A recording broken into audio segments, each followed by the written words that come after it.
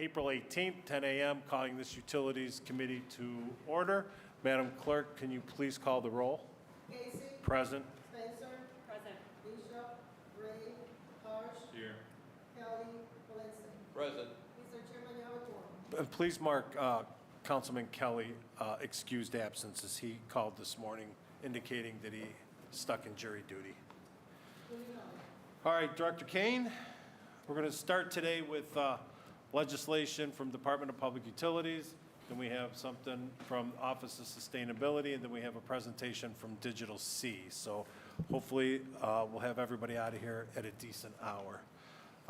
Good morning, Director. Good morning, Chairman, members of the committee. You want to jump right into it, or is there anything you want to open with or anything? Ready when you are. All right, ordinance number 167, 2024, by council members Casey and Griffin by departmental request, an emergency ordinance authorizing the Director of Public Utilities to extend the lease of City Rose LTD for the public purpose of operating the Division of Cleveland Public Power's East Side Service Center at 14100 Darley Avenue for a term of 5 years with one option to renew for an additional 5-year period exercisable by the Director of Public Utilities. Director? Yes, thank you, Chairman, members of the committee. Hopefully you're aware that the Division of Cleveland Public Power has a presence on the east side of the city of Cleveland, also known as 14100 Darley Avenue. We have a number of operations that run out of there, trouble street lighting, some of the underground crews, along with the west side on West 41st Street. This piece of legislation is seeking authority to extend the lease for this premises for an additional 5 years, and Commissioner DeGennaro will have the specifics of the lease if needed. Director DeGennaro? Yes, thank you. So the legislation authorizes a 5-year extension with one 5-year option to renew. The lease premises are located on a portion of permanent parcel number 112-27007 and include the southerly half of a building which formerly housed an axle manufacturer. The leased area of the building is about 97,000 square feet. In addition, the leased premises include a paved parking area for approximately 75 cars and a 2.5-acre pole yard. The annual rent is $250,000, and the rent will remain the same should the city decide to exercise the 5-year option to renew. So for potentially an additional 10 years, the rent will remain the same. The property is located in Ward 8. And Director, how much, what all do we pay in addition to just the rent of $250,000? So we also pay for taxes, insurance, and utilities as well. And do we know what those are? The taxes are approximately $14,000 a year. I'm not certain what the utilities are, and I believe we may be self-insured on the insurance.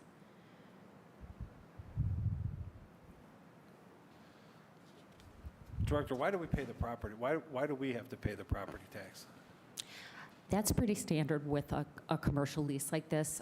It's what's known as a triple net lease, meaning the tenant pays taxes, insurance, maintenance, and things of that nature.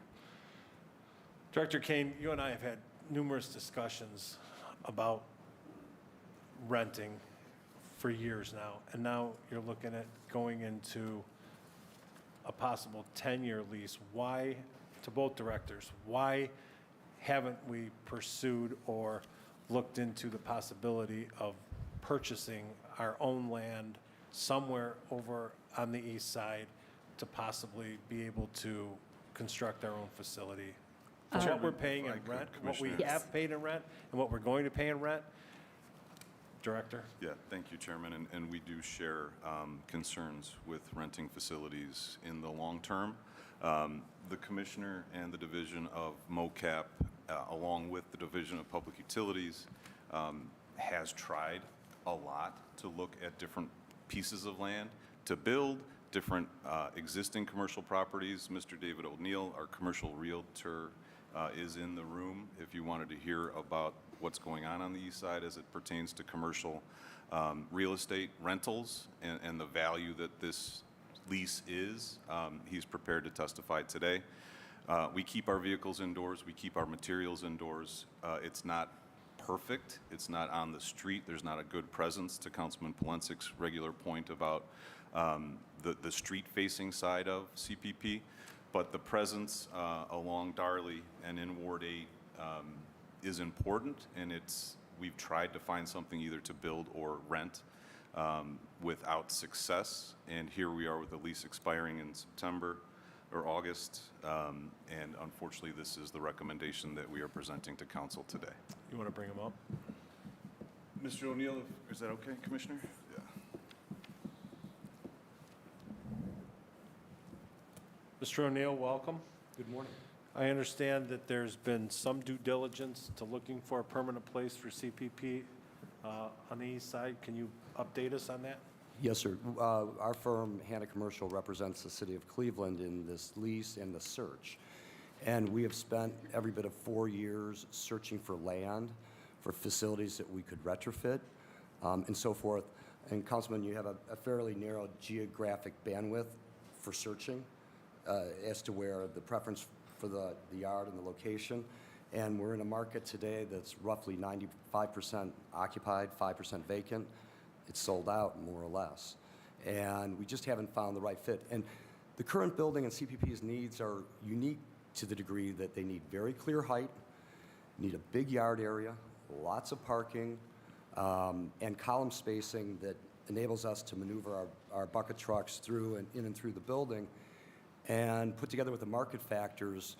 Today we're at this lease. And I would also add that in terms of the rental level per square foot, it's our estimation that it's approaching half the rate of current market.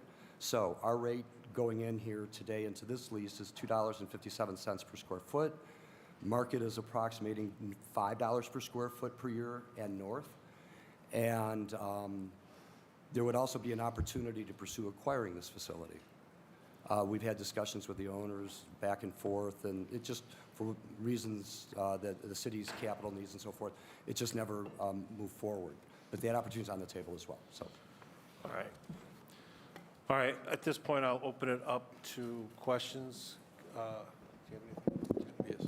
Councilman Polensky. Thank you, Mr. Chairman, my honorable colleagues, and to the director, and to Ms. DeGennaro, Mr. O'Neill.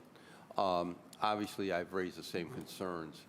Do we know how long we've been at this location? Through the chair to the councilman, since 2000, so Since about 24 2000. years. And we've paid $250,000 a year since 2000? Yes, that's correct. Our rent is the same as 24 years ago. Okay. So it's the discussion that the chair and I have had. Obviously, the amount of rent that we've paid, we could have put up a new building with our bonding authority. So that's something why I could never figure out why we didn't do that. We had talked about, I understand the concentration of CPP customers on the northeast side. Ward 8 has the largest customer base. And then when you take in Ward 10 and East Glenville, I understand why we have to have a maintenance yard in that area.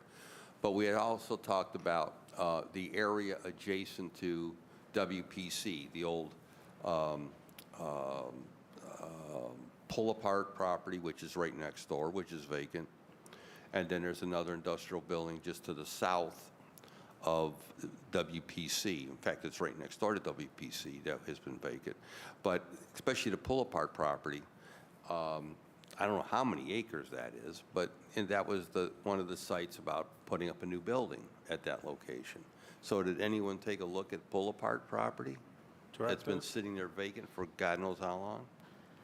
Through the chair to the councilman, I believe that property wasn't adequate in terms of size, but perhaps... and environmental. There were serious legacy questions with respect to environmental, i.e. we purchase it and we, the city, Right. inherit that. We don't want that. Well, I understand that. But do we have an environmental report? Do we have any saying, well, this is what's there? Because it was used, and it's flat land, it's vacant. So what I'm saying is this, Mr. Chairman. I lived at 14115 Darley as a kid. Okay? I know this property like the back of my hand. And I got to tell you, as I've said to the director, there's no presence. There is no presence at all. There's no nothing. It's like we've got this place in the back there where our crews work out of. There's no proper signage. There's no landscaping. There's no nothing. And we've got the city through the mayor's office of capital projects and Public Works are doing the streetscape, the longest awaited streetscape with ODOT on 140th. We're coming down 140th now in this area. And no effort to put up, and I hear nothing about, well, Councilman, we'll put up a nice sign, we'll do some landscaping in front, we'll create some kind of presence on the street. And I'm not hearing that. And Mr. O'Neill, I got to tell you, I mean, they ought to be doing somersaults that we're paying them $250,000 for that property. I'm really, when you think about it. I mean, and so they should sell it. And I think the city should press them. And that's why, Mr. Chairman, I'm opposed to the length of the term here. I think they're either gonna sell this to us, or we're gonna find a spot and we're gonna put up a new building that meets our needs. Because the paying as much rent as, look at the amount of money we've paid these guys in rent since 2000. Director? Thank you, Chairman, to the council member, and agree with a lot of your points. And 24 years ago, things were much different in the utility industry Yeah. and at Cleveland Public Power. The realities of today are we either have a presence that we rent at a considerable discount to existing commercial rates, or we don't have a presence in Ward 8. That's the reality of what we're dealing with today. The bonding capacity is a conversation, but the bonding capacity that we look at and consider is directly correlated to reliability of the services that we provide and the infrastructure that we need to upgrade. As to the on-street presence, yes, we have had the conversation again through the chairman. This is an easement for a driveway on-street for us. So the presence that we provide in Ward 8 are the number of trucks, employees, presence of people and workers doing things. I don't know if signage, we have an easement to get to the property that we use to serve our customers. We've had the conversation. I do not have the leverage to make this other building improve the street.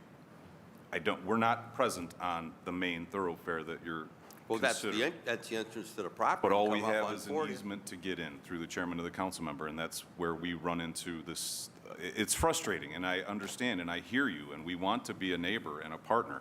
But at this point, it is a pole yard, a service garage. It keeps our trucks warm and safe when they're not on the road for maintenance purposes, and this is the only option we have at this point. Okay, so we've paid $6 million in rent so far. And so this is what my position, Mr. Chairman, I'm opposed to the length of the lease. I think the lease needs to be shorter. And then at this point, I think they need to seriously consider selling us the property, or if nothing more, they need to give us the authorization to put up a decent sign or some type of wayfarer indication in front. We're spending all this money on the street to enhance the street, and then we've got this raggedy butt entrance into this property. It's an embarrassment. It's an embarrassment. And so I don't understand, is there an entrance off of Darley? Is that what you're telling me now? There's going to be another entrance off of Darley? Because you got 14100 Darley. They do. Through the chairman of the council member, still the same entrance. Okay. So they have. Is that, We can I have see that? entrance. Thank you. Councilman Polensek, do you have an amendment that you want to introduce? This is 5 years, this lease? Correct. With the 5-year option to renew. Yeah, I'm opposed to the 5-year option to renew, and I would even, and I'm going to leave it up. I'm going to listen to the director's comments or Mr. O'Neill's comments. Why should we entertain, and why should this body entertain another 5 years on this property of lease? Is that a question? Yes, Director? to the administration. to Thank the you, through the director. chairman of the council member. I mean, because we don't have another option, we can then move all the crews to the West 41st Street service garage and store, which is probably better for logistics and deployment.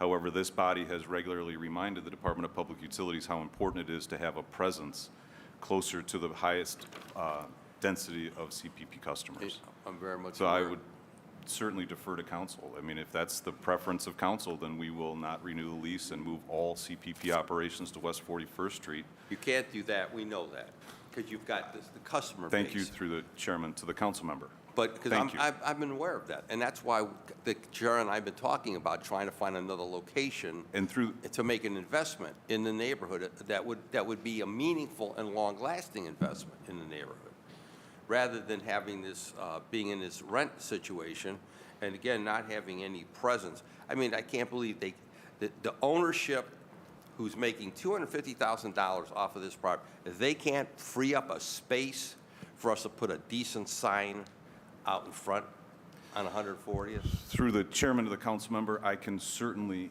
Yeah. ask. If it's signage, that's Yeah. easy, that's Yeah. negotiated, and that would be in the lease. However, yes. Who's The the other- owner, who's the ownership of this property now? John Manos. Still Manos. Still Manos, He's owned it forever. City Rose Limited. City Rose Limited.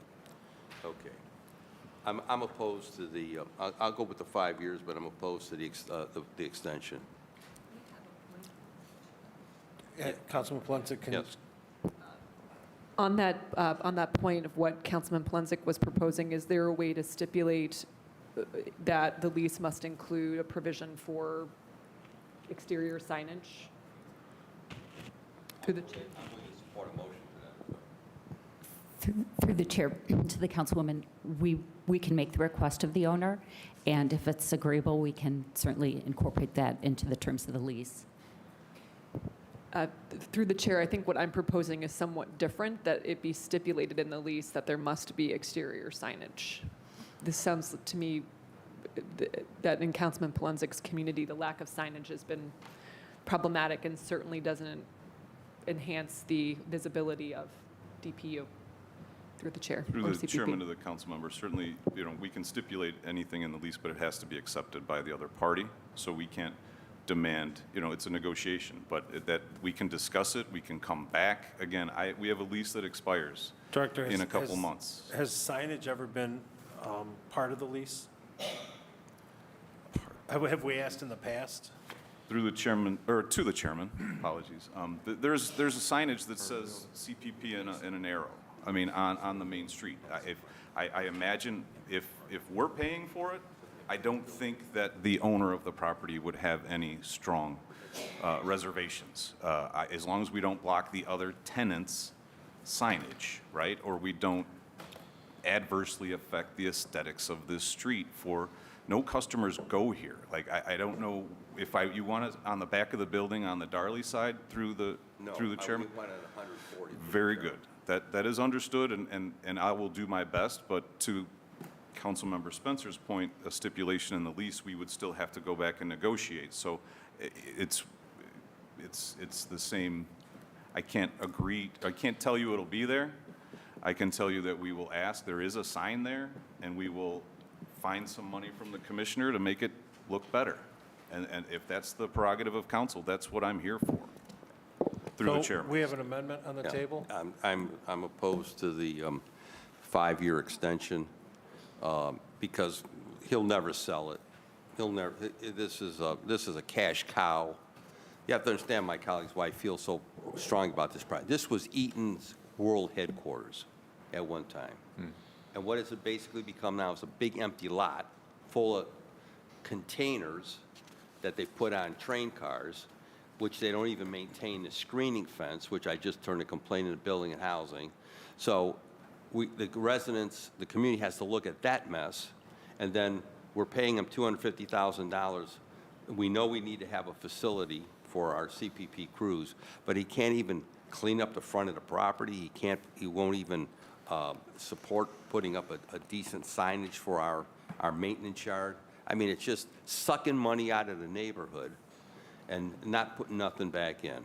And All the right. property, his property along 140 looks like hell, okay? All right, so I think what I'm hearing is that you want to strike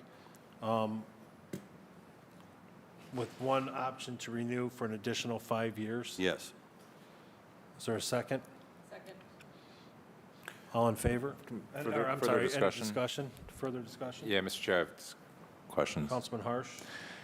Through the chair to the director, is there room at the West 41st facility for all the vehicles and workers that are currently located at this facility? Through the chairman of the council member, yeah, 41st is big. I mean, we would have to realign the entire area. Through the chair to the director, would that be a significant burden, cost, or otherwise for CPP? Or would that just be, something that could be coordinated and handled and wouldn't be? Yeah, through the chairman of the Director? council member, I don't know if I can answer that truthfully at this point. That's the only option I have, so I Yeah. will make it work for our customers, but I don't know Right. the financial impact of it. Through the chair to the director, would there be a cost savings by consolidating this facility into the West 41st?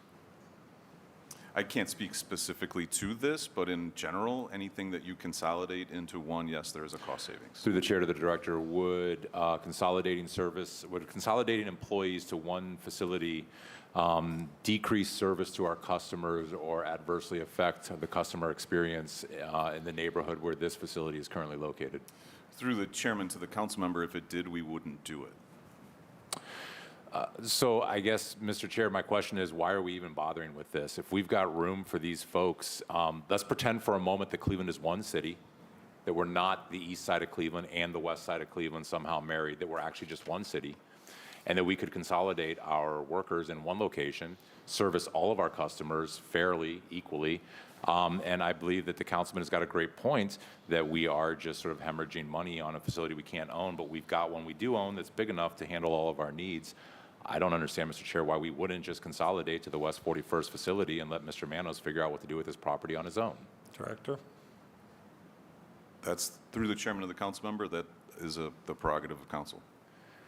Well, I think it resolves a lot of issues, including the never-ending rent funnel, potential savings for the department, and if it doesn't decrease customer service, because our vehicles can get on the road and drive every morning, they do anyway.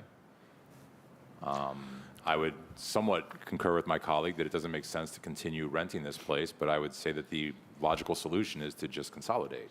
Director, has DPU or Cleveland Public Power done a study on what it would take to move everything into one facility and what the cost savings could potentially be?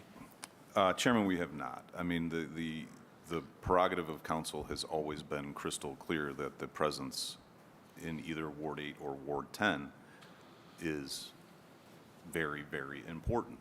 So to the current conversation on the table, I would add that would take time, longer than September when the lease expires.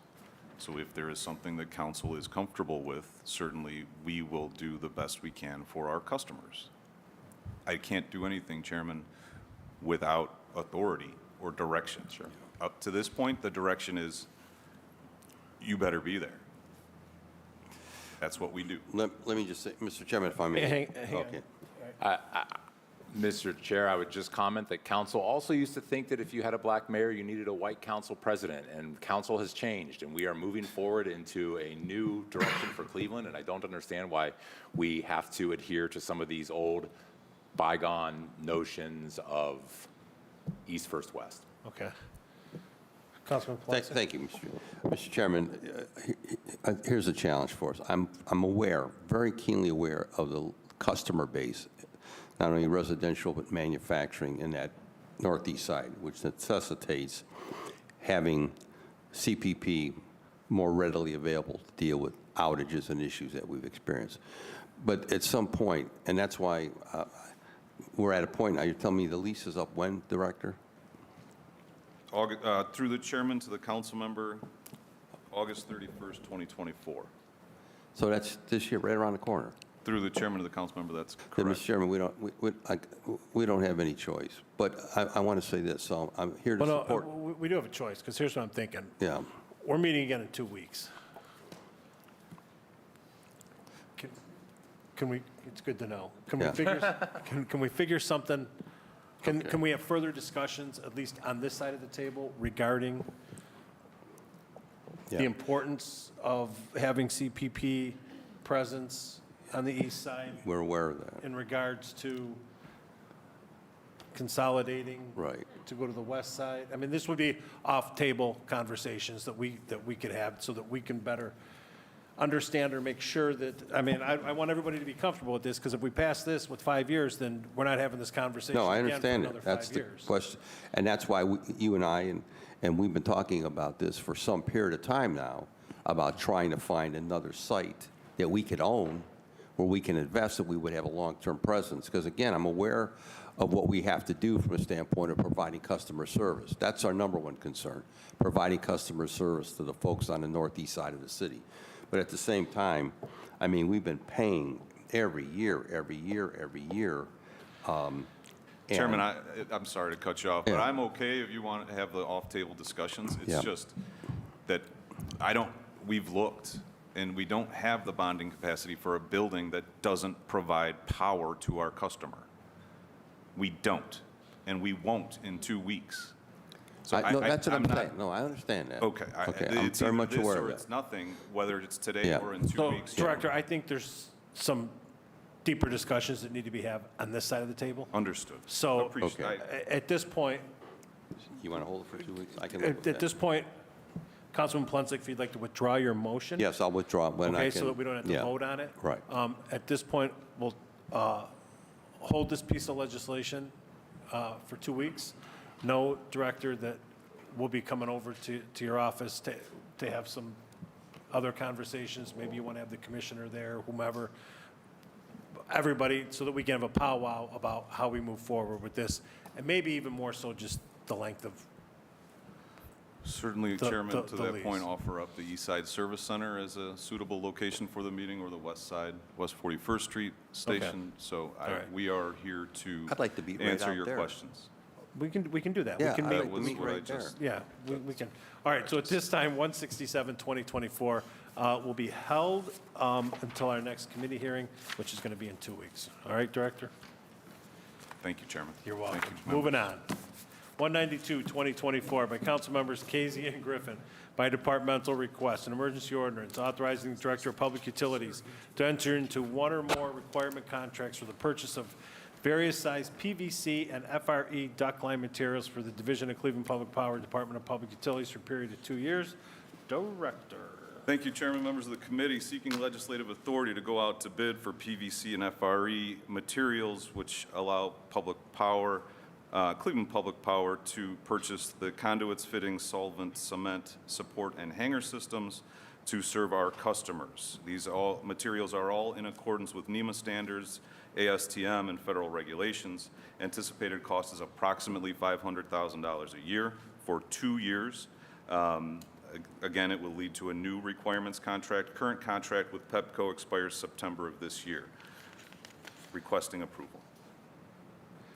Any questions from the committee on 192-2024? Seeing none, 192-2024 stands approved.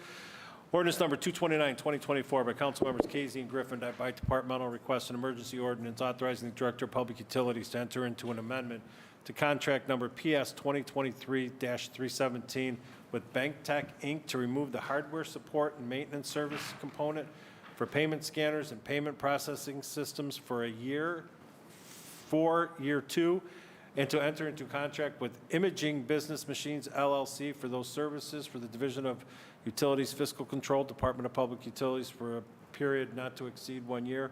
Director, this is just a name change? That's correct, Chairman, a name change. Any questions?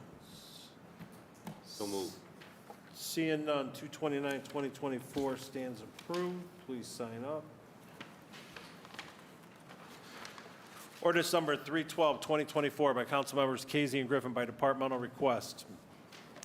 An emergency ordinance determining the method of making the public improvement of repairing and upgrading the second high to first high regulator at the Nottingham Water Treatment Plant and authorizing the Director of Public Utilities to enter into one or more public improvement contracts for the making of the improvement. Director, this is $300,000 for the control pressure stuff? Yes, Chairman, that's correct. The regulator at Nottingham controls the pressures between first high and second high in terms of pressure districts. So sometimes we have to actually feed back against gravity into the first high, and the regulators at Nottingham perform that task. The equipment is getting old. We are seeking authority to completely replace the regulators at Nottingham. And as you stated, anticipated cost $300,000, and construction to take approximately 2 years. All right, I have no questions on 3/12/2024. Anybody else? So moved. Seeing none, please sign up. 3/30/2024 by Councilmember, we're moving, by Councilmember Casey and Griffin by departmental request. An emergency ordinance authorizing the Director of Public Utilities to enter into one or more requirement contracts without competitive bidding with OPEX Corporation to provide proprietary hardware and software support and on-call maintenance for mail extractor scanners and ID assistant towers for the Division of Fiscal Control, Department of Public Utilities for a period of 2 years. Director, you know I am no fan of without competitive bidding. Why aren't we going out for an RFP with this one?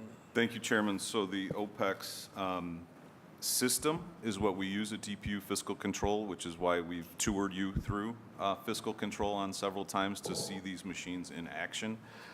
It's the proprietary nature of the hardware, software that we use to open up 1.9 million payments in 2023 between the bank tech equipment that you just authorized a name change, and here with the OPEX, a total of almost 4 million payments a year, but this equipment specifically with the direct deposit, the connection to the bank, the regulations that are associated with it, and the licenses. That's what OPEX is. That's why it's a direct award. We bought into it. Now we have to continue to upgrade it. It is a system that provides our customers well. It has been seamless. We have not had any, in the world of financial transactions, it is solid. And we use it, as I said, a lot. So it's proprietary software, it's proprietary hardware. The hardware is listed on your executive summary if anybody's interested, or if you want to come take a peek. It's their equipment, correct? It's their software. We own the equipment, but it's OPEX hardware and software. Okay. So from the scanners to the base machine to the slot assist towers, those are all OPEX. Okay. But we own them. And then this is for Department of Public Utilities. So we bill out not just water, along with water pollution control, we do CPP, NEORSD, and other suburbs, correct? A number of suburbs throughout our service area. Okay, so correct. this is, how many did you say a year? 4 million? 4 million, I'm sorry, 9 million payments altogether, but 2 million through the OPEX bank tech system that Okay. we handled all the way start to finish. Okay. So there's all the other payments that we have to process to the other municipalities or institutions, but it's an important part of what we do. All right, any questions on 3/30/2024? So moved. Seeing none, 3/30/2024 stands approved. Thank you, Director. Are you staying around, or are you, Yeah, I can stay around. okay. Is that what you want? Thanks, Commissioner. Thank you, Commissioner. It's always good hearing from you.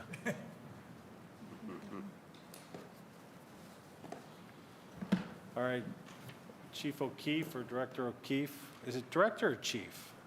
Director. Director, all right.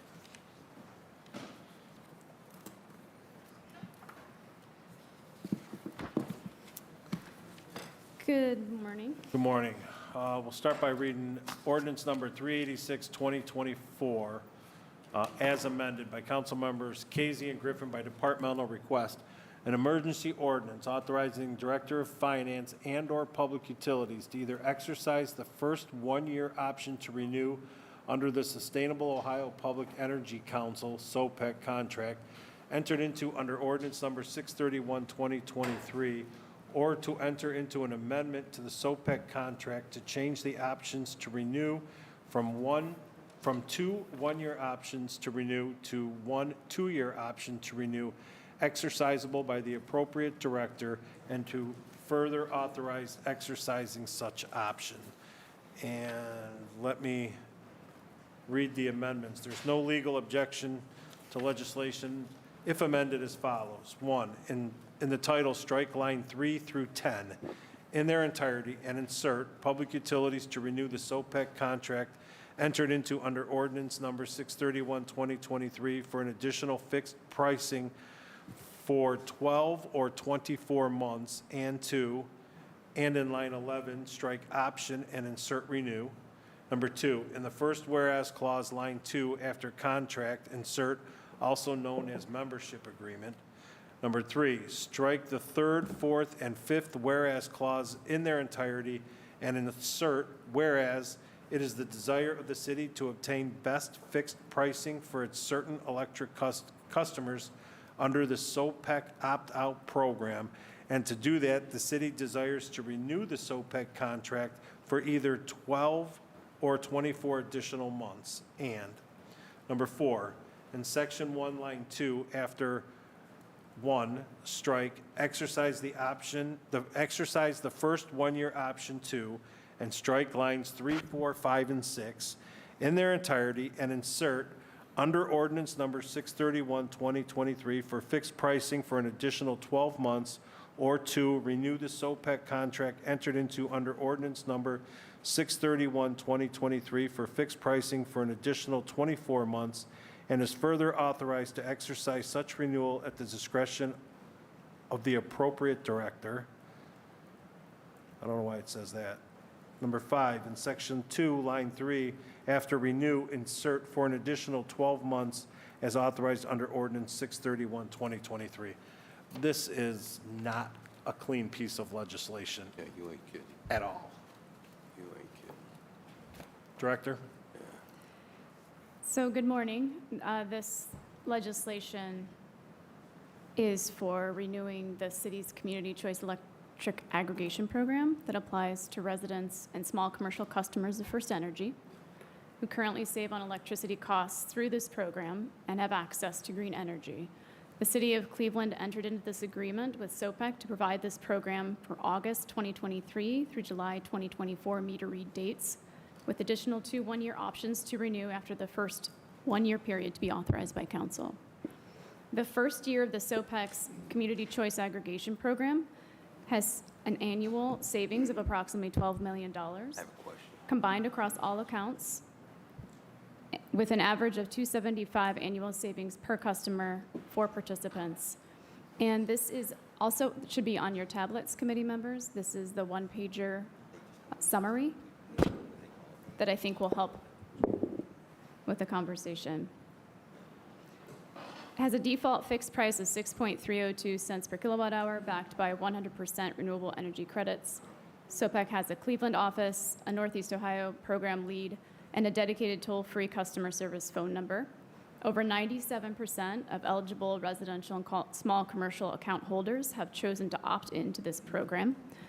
Based on the performance of SOPEC year-to-date, we are recommending a renewal of this program through this legislation as outlined, specifically to authorize the directors of finance and/or public utilities to exercise either of the following: a renewal through 2 12-month options, a 12-month fixed price for August 2024 to 2025, and a 12-month fixed price for 2025 through 2026, that's August through July, and/or a renewal through a 24-month fixed price for August 2024 through July 2026. The renewals will be exercised based on market refreshes to the fixed price by the appropriate director.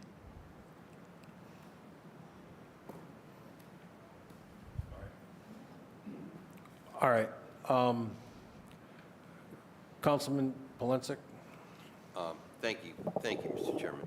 Mr. Chairman, to Director O'Keefe and my honorable colleagues, the amendments are confusing to me, and so my question would be, first of all, I think for the viewing public, This needs to be explained in layman's terms what this is, so they can better understand this.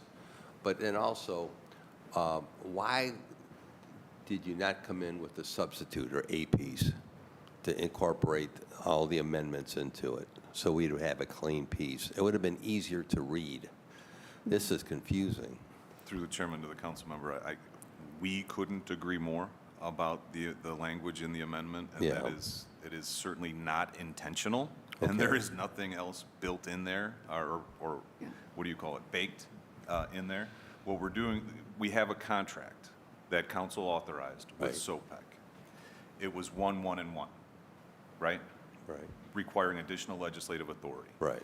What we're trying to do that doesn't read well is to get the authority, based on what we now know, that our customers, the First Energy customers in the city of Cleveland, were served well in this first year, is what we're here to say. And I, as one of them, will say that aggregation saved my family, right? Money. So it was 1-1-1. We're seeking authority either to do, as the Director of Public Utilities or the Director of Finance, exercise the first option to renew, Okay. right? And if you give us that authority, great. But we're also asking, which is where it gets confusing, for that third year option to renew.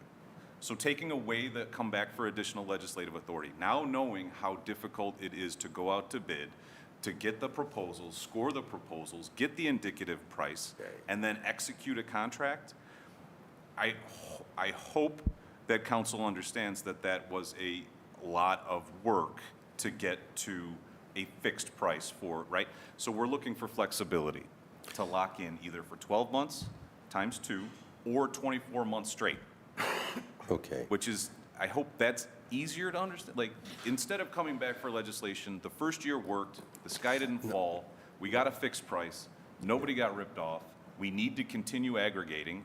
What do you want us to do? 12 months or 24 months? Yeah. Fixed. No, Mr. Chairman, that's not my issue. And I would concur in this case, and I have not had, nor have I heard, any negative comments from from the First Energy customers that I do have in the ward. The issue I'm raising is all the amendments, how confusing it is, and why didn't you just come in with the A piece? So it would be clean and neat. So I'm not questioning the extension. I think it makes sense. It's just that this is difficult to understand. Chairman, we would have had to execute, through the chairman to the council member, because the contract is on the enabling piece of legislation. The Okay. contract that we, the city of Cleveland, engaged with SOPEC for the aggregation is attached to the piece of legislation from a year ago, right? If we started a new piece of legislation and just referred to it, then we have to go back and contract again and do the whole shoot and match. So that's how it evolved into this. We agree that it is certainly not preferred, but that's the best we can Director, do. let me ask you this. I really don't understand that explanation, because we've done A pieces in the past, and you sat on this side of the table Yeah. to understand when you have a bunch of amendments, you just bring the A piece in, and we substitute that.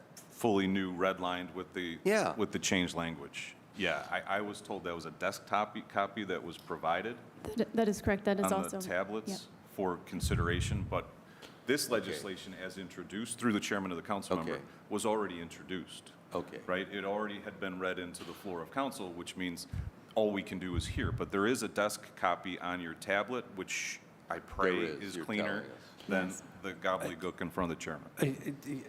Let me ask you this, Director. Today is Thursday, right? Could a cleaner piece be introduced on Monday for us to hear it in 2 weeks? Because we're meeting again in 2 weeks. One that doesn't, this, To my knowledge, through the chairman, and I'm not here to, I'm certainly not here, but it is. well, you are council's- here. I see. I'm not on your side. Right, the council's prerogative to include the desk copy which was provided to council Just either late last night or early as this morning. as an attachment to the legislation. Therefore, it will be the clean copy inside of a amended copy. That would help. Again, we're here at whatever you guys want to do. Our position is this is a regular first option to renew. And the director and her team have done a yeoman's job over the last year with this complex relationship. So if you just want to give us the year, then, but it's a long way of saying, I think you can attach the clean copy and still we can consider whether it's 12 or 24, if at all, because we have to go out to bid if we don't get it. Chairman, or Councilman Harsh. Through the chair, why do you want the option for 12 or 24? What decision inputs are you waiting for to decide whether or not you think 12 or 24 is appropriate? So through the chairman to the councilman, we have the ability then to react to market forces, and we will have a fixed price. We will be getting a fixed price, but we need to lock in that fixed price after we refresh. So we refresh the price. It's called indicative because it's today's price. Electricity prices change daily. And if we have a refresh price and it's on par with what we do now and saves money for 12 months, we would want to do that. If it goes for 24 months, we would ask for both options and want to be able to decide between the two in order to lock in that fixed price for either 12 or 24 months. But through the chair to the director, both of those are with SOPEC. Wouldn't the only way to gauge savings against market be to put an RFP out for all available parties to tell us what their rate could be again? If we want to play the market, through the chair? If I could. Yes, So, please. through the chairman to the council member, I mean, playing the market is one thing that kind of we do at CPP for our purchase power, right? And for things like that. And there are ways to understand what the market looks like and the fluctuations. The only difference between 12 and 24, if it's a similar decent price, cheaper, let's say cheaper than tariff, cheaper than other entities are playing similarly situated, our objective is to give the customers of First Energy and the small commercial in the city of Cleveland a strong understanding of what they can expect from a utility bill, as opposed to the dramatic fluctuations that we saw 2 years ago. 24 months of a fixed reasonable price has always been the preference that we understood of council and of the customer. I guess what I'm saying, Mr. Chair, to the director, is that I'm not sure why, if we're trying to get the best price, we're only considering the contract we're in and how to lock in the best rate for this contract. If we want the best price, I would think, Mr. Chair, that we would have to include input from other aggregators that can also provide, let us know what their price point could be.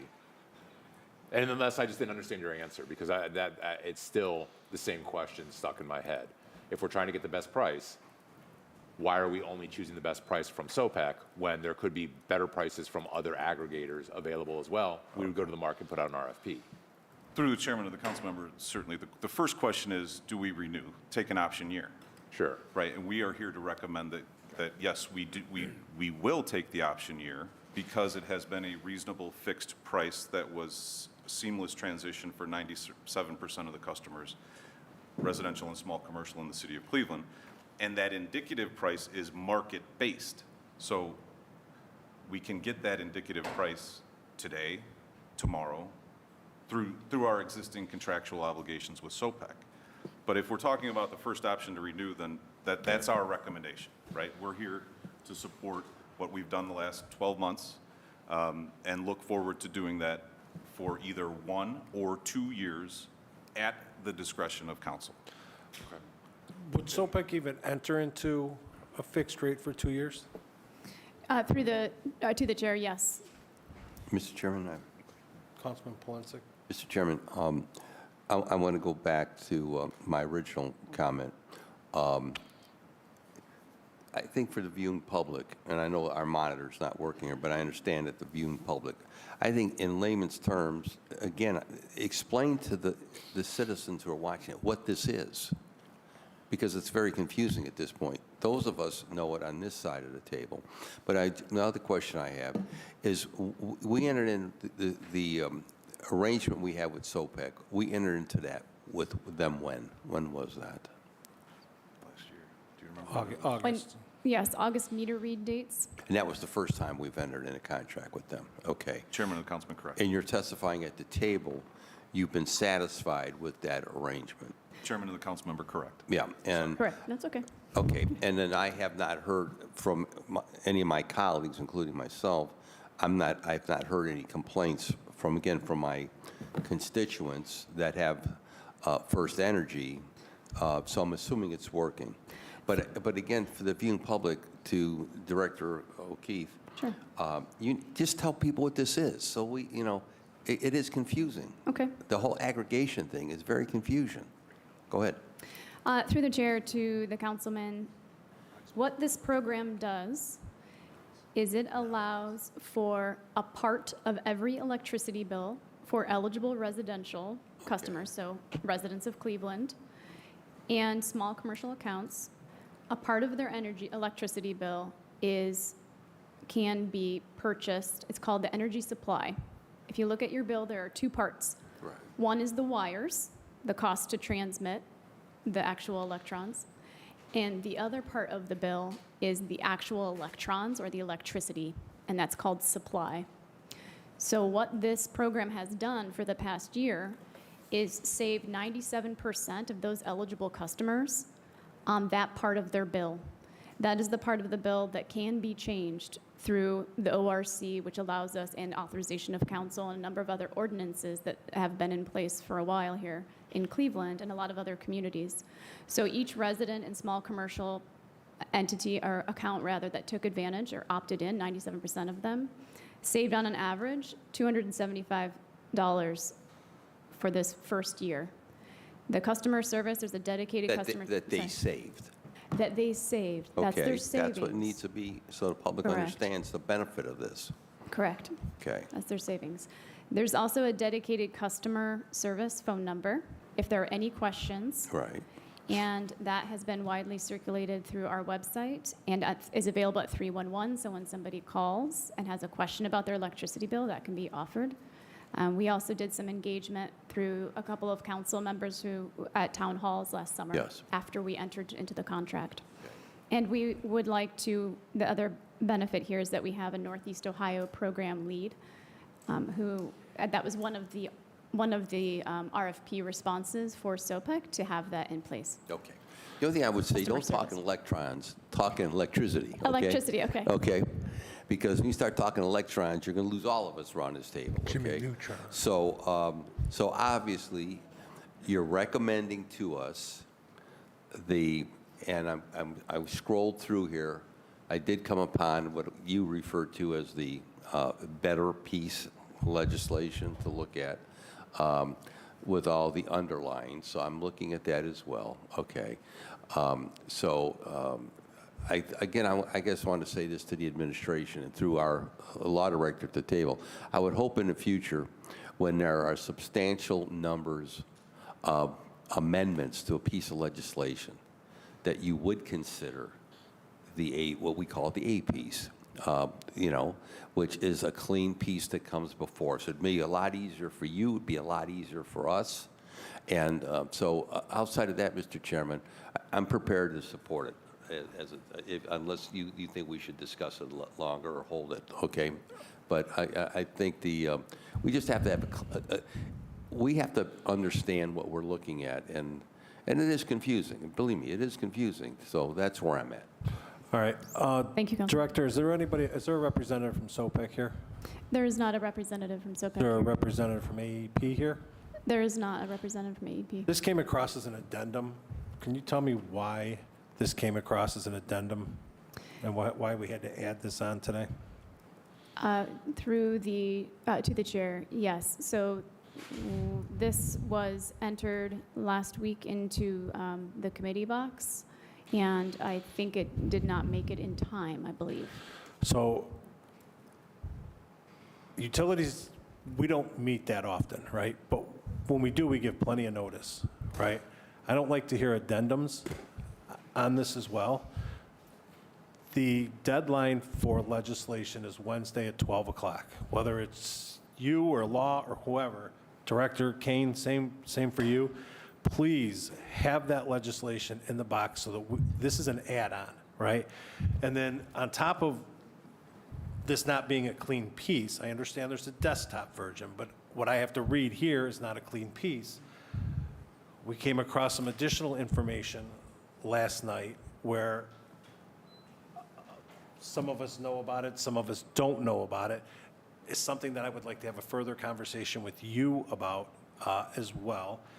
If you want to have them at the table, that's fine. We can open this up at the table. Or I would really like to see, we're having another one in 2 weeks. I think there's a lot of conversations that need to be had between now and 2 weeks from now, including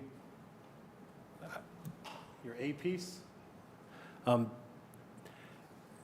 Energy aggregation is not an easy thing to understand. And I believe the state of Ohio makes it a very confusing thing on purpose. But this is an awful lot of money that we are talking about in a third-party contract. And we as a council need to make sure that we are making the absolute correct best choice for our ratepayers for the city of Cleveland. This has nothing to do with the administration. This has nothing to do with council.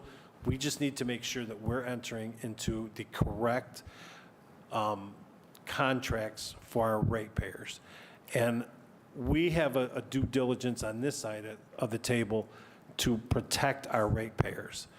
And I think there's an awful lot more questions with some things that have been brought to our attention that need to be had a discussion.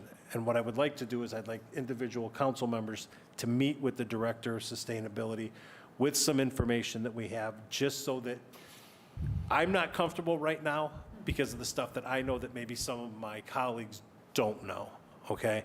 So I would like to take the opportunity to bring them up to speed on some of the stuff, then meet with you. Now, this has got to be done soon because I really do want to bring this back in 2 weeks. But I want to make sure that the knowledge that we have on this side of the table is 100%, and that we feel comfortable enough, Director and Director, to give you what it is that you're seeking. And I don't feel that my colleagues right now have enough information. I don't want to know something, them not know something, and then it come back saying, for my colleagues to say to me, why didn't you tell us? And I just didn't get information, and I have a lot of questions myself. I just didn't get the information in time to brief my colleagues on it, if that makes sense. I don't know if we want to open these can of worms up at the table. I would prefer not to, but I would much rather have a deeper conversation with both directors going forward. Well, Mr. Chairman, I will gladly support your position. All right, does anybody have anything? If I just Go ahead. On behalf of the Division of Sustainability, Department of Public Utilities, Department of Finance, certainly if any information has come to light, you have our assurance that if there's any request of information that we have specific to how we got here and why our recommendation is to continue for 12 or 24 months with a fixed fee to these customers, we're prepared to do that at any instance. New information is, I hope, helpful to council, and certainly we honor your request. It's just, a first option to renew on something that has provided a dramatic improved service to the customers is why we're here today. And I'll respect council's prerogative, but new information is always going to be new information. And if there's any information you want from us specific to what we do or why we do it, we are always available. Again, we're not saying anybody's doing anything wrong. I just want to make sure that we're comfortable enough. That's why we're here. And it's not anything on the administration's behalf, Okay. right? Okay. I'm not saying that, just saying I think an off-the-table conversation needs to be had so that our members are comfortable going forward with your request. Mr. Chair, yeah, I just want to concur in some of that. The energy aggregation supply scene in Ohio right now is turbulent waters. We just had a gentleman die by suicide over an indictment in HB 6. There are not that many actors in this field in the state of Ohio. We've got state legislators in jail. When we talk about energy aggregation, it is something that I would like to make sure that we've got all of our T's crossed, our I's dotted, and we know exactly what we're talking about. Because there's AEP is involved in the SOPEC contract and where they buy their power. There's questions about AEP. There's questions about sustainability goals. Price goals were only 5 points of the city's 100-point RFP. Sustainability was 10 points. So there are other things that I would like to consider here and talk about. And if the chairman prefers, we have those conversations offline and come back to the table and we're all up to speed on these. I would be totally comfortable with that. But it's not a reflection of the administration. It's a reflection of the state of Ohio right now and what's going on with this incredibly volatile subject matter. And there are a small number of actors at play in this field. So I want to make sure that we understand what we're talking about. Mr. Chairman, I move that we hold it for 2 weeks. All right, so know that are you in a rush? Oh, I thought you were holding. No, May 2nd is when we'll be back. May 2nd. At 10 a.m. In the meantime, I want to make sure that my council members have a conversation and are comfortable with everything without becoming a big to-do here at the table. Thank you, Mr. All Chairman. right? Happy to do so. All right, thank you. 386, 2024 will be held until May 2nd. Thank you. May 2nd. Good? All right. All right, we'll move on to, we have a presentation from Digital C. Thank you.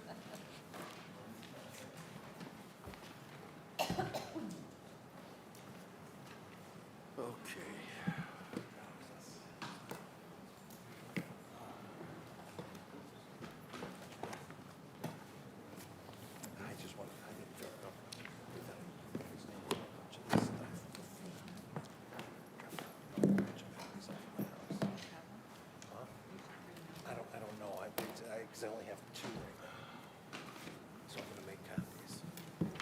What are you so happy about? I told you, it's my default face. It's not like but I am happy to be in front of you all again. I do. No, We'll see if you're smiling afterwards. That's Yeah. it works both ways though, because unfortunately, it's like when I'm serious, people are like, "Oh no, he's not." I'm like, "No, I am." It's just, Well, this is one thing Digital CL has in common is none of you believe in ties. you know, honestly, Honest- he had a tie on, and then he wanted to fit in. I don't know. That tie actually matches what I'm wearing right now. What you have on? Cannot have my tie. All right, we have Digital C at the table today, as all of you should well remember. October, was that October last year? September of last year. City Council allocated $20 million to Digital C for broadband for all to provide affordable internet for all residents of the city of Cleveland. And that piece of legislation and the agreement was based on performance. So we are just we're welcoming Digital C to the table today to give us an update on where Digital C is. We know that you have some goals and objectives that you have to meet yearly. So we know that the time frame started January 1 of 2024. So what I didn't want to do is, and we're going to bring you guys back again, probably after recess for us. I didn't want to get to December of 2024, and then, you guys either drop a bomb on us or we drop a bomb on you. So I just kind of want Digital C to keep the city updated so that council can continue to tell the story of how we're going to end up providing affordable internet for everybody across the city. So Josh, welcome. If you want to introduce your team, I think we know everybody, but if you want to introduce your team, and then I believe you have a presentation for us. To the chairman, to the council, thank you again for allowing us to be back here. And to your point, we absolutely do co-sign this. We didn't want to wait until December either. We're really excited to share the progress that we've made. We are not the same Digital C that was even Digital C in September. And so there's a lot of updates that we do get to share. With me today, to my immediate left is our board chair, Lance Frew. To my immediate right is our Chief Operating Officer, Jose Valdez, our CFO, Marlene Piatek, our Head of Sales, Roman Waked, To my other left, LaDonna Norris, who's our Director of Outreach and Education, and then our Chief of Communications, Valerie Jerome. And so, again, our team, we're excited to be here. We do have a video that I'm not sure if we can queue up and play that kind of encapsulates our progress made since the September to now, but it's heavily on the first quarter. Yep. Hey, turn it up. Meant to discuss Oh, wow. major.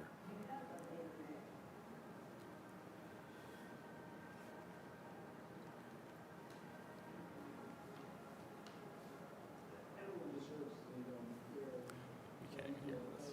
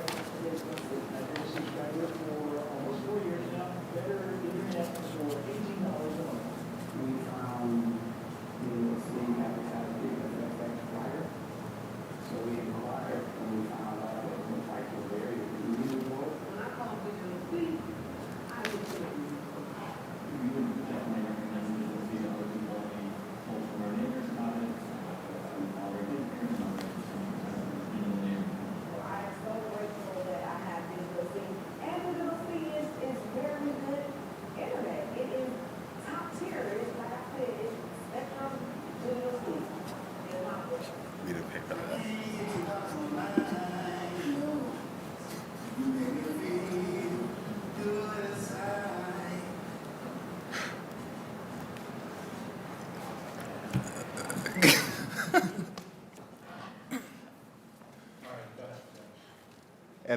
And we do have a presentation. I know that the audio was a little bit harder to hear, but you could absolutely see those smiles, and that is what we love to see too. So one, I want to start off. Oh, I have the next slide thing. Nice. With kind of a recap of a few things, and there's a lot that we get to cover because you all lit a fire in us. And despite maybe my more smiley disposition, there's absolutely a chip on my shoulder. And there's a chip that is shared between everybody back at the Tech Hive. And that chip is to execute, really by any means necessary. And so as we look at the first quarter alone, we absolutely overhauled our entire brand. But at that bottom left, you see the website. That's our new website, so www.digitalc.org. The website name is the same. However, we've now built automation into our site, where we used to have manual processes in signing up customers. Now people can go on our website, they can check to see if that service is available, and then they can schedule an install without talking to us at all. Now, we love talking to residents, but at the end of the day, we're using automation here. We couldn't do that before. We also joined that bottom middle Scalerator. So Scalerator is a program underwritten by the Burton D. Morgan Foundation. It's for small and medium-sized enterprises who are poised to scale in Northeast Ohio. And so it's best that we're actually learning from our peers that not only are we a nonprofit delivering on our commitments, but we're also taking the best in business and fundamentals and overhauling that. So again, this isn't the same, I would argue, maybe sleepy nonprofit of the past. We're doing things in a much more sophisticated fashion because that's what the moment requires of us. Obviously, many of you all were present for the governor's announcement in January. So, I mean, obviously, that was a really great turning point for us. That did release some additional funding. And we also, again, finalized our rebrand. Those are just a few updates. There's significantly more, but in the interest of time, I do want to get into sharing some of the results, because that's what we're really here to discuss. And I think that's what's going to be the goal for all of these moving forward. And so our target for the first quarter, and again, this goes from January 1 to March 31st, we targeted 15,000 households from a coverage standpoint. We are above that at north of 17,000. A lot of that has to do with us setting the same parameters that you all set in front of us about this being a once-in-a-lifetime opportunity.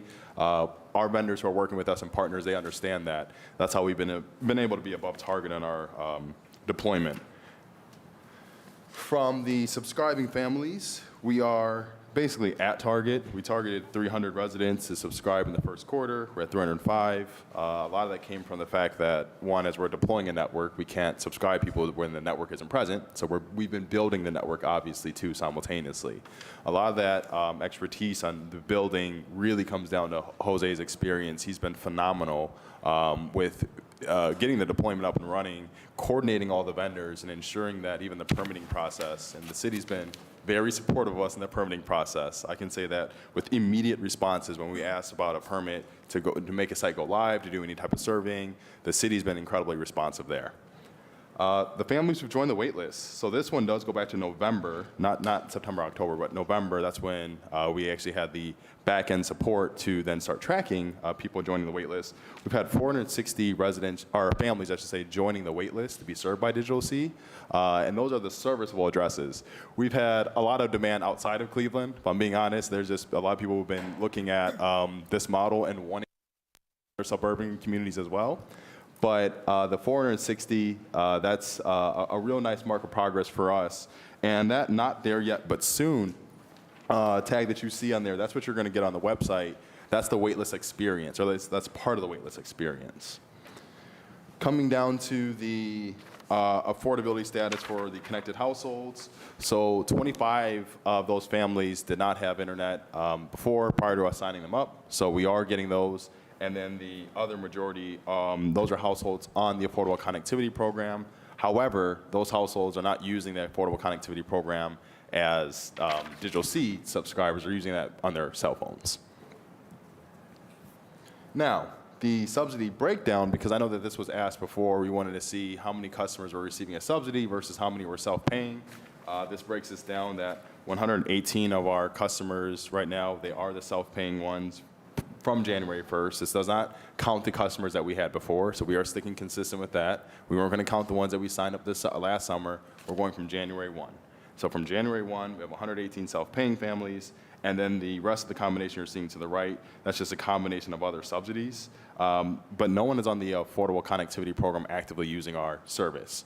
The reason why I keep bringing that up, and I think that this is where we have it's honestly a really big kudos to everybody involved in this project. The Affordable Connectivity Program, for review, is a federal program implemented by the Federal Communications Commission. That program is going away next month.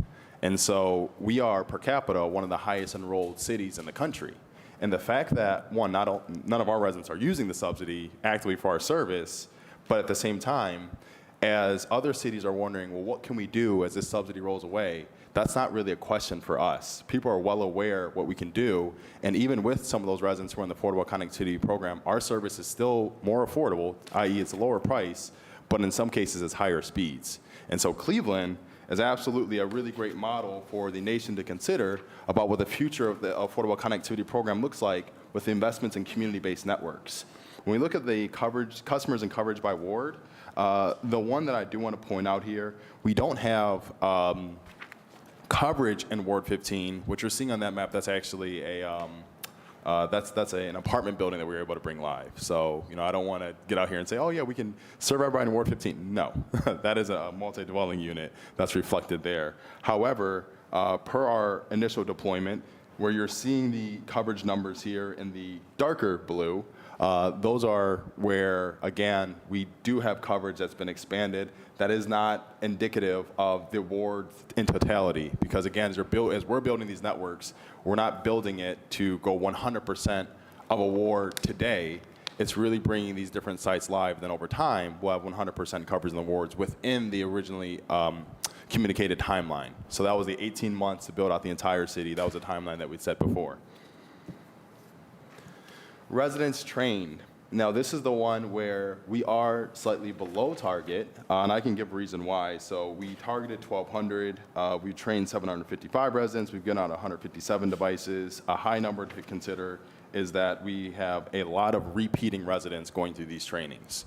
That's a good thing. We want people coming back, but per the contract, we do need those 50,000 unique individual trainings or a combination. And the reason why we're slightly behind on that target is some of the partners that we're onboarding, going through the larger partners, I should say, going through their legal department to partner with us, that took a little bit longer than we thought. So that is just a point to note. But thankfully, all the contracts on that side have been signed. And we're looking forward to, obviously, the role that the weather plays in us getting additional people out and about and taking part in these trainings. Jose is really going to be the one who's going to explain a lot of this slide. However, not now. I'm going to go high level, then after the fact, we can, obviously, if there's questions on this. But the thing that I want you all to really focus on, that network uptime at 99.9%, as you all know, it's not like we had a really harsh winter, but it was pretty windy at times. And there was a lot of outages that we were seeing from our competitors. Thankfully, that wasn't the reality for us. That wasn't the reality for us because of how we're designing our network. We're not designing a network that the minute a connection goes down, that household loses the connection. We're designing the network to be much more reliable and resilient. And so if you look at that map right there, that center point where all those lines are pointing to, that's a household. And let's say that one of those strings connected that household to the internet. Let's say it goes down. Immediately, the next tower then connects to that household. So what we're able to do is we're building this resilient and reliable network that this is carrier class. And this is not something that is exuded by nonprofits typically. What we're doing here, this is a sophistication that is well beyond what people probably thought we were capable of. So I can stand here with pride, and again, this is Jose's genius in full display of how we're building this network to far exceed expectations.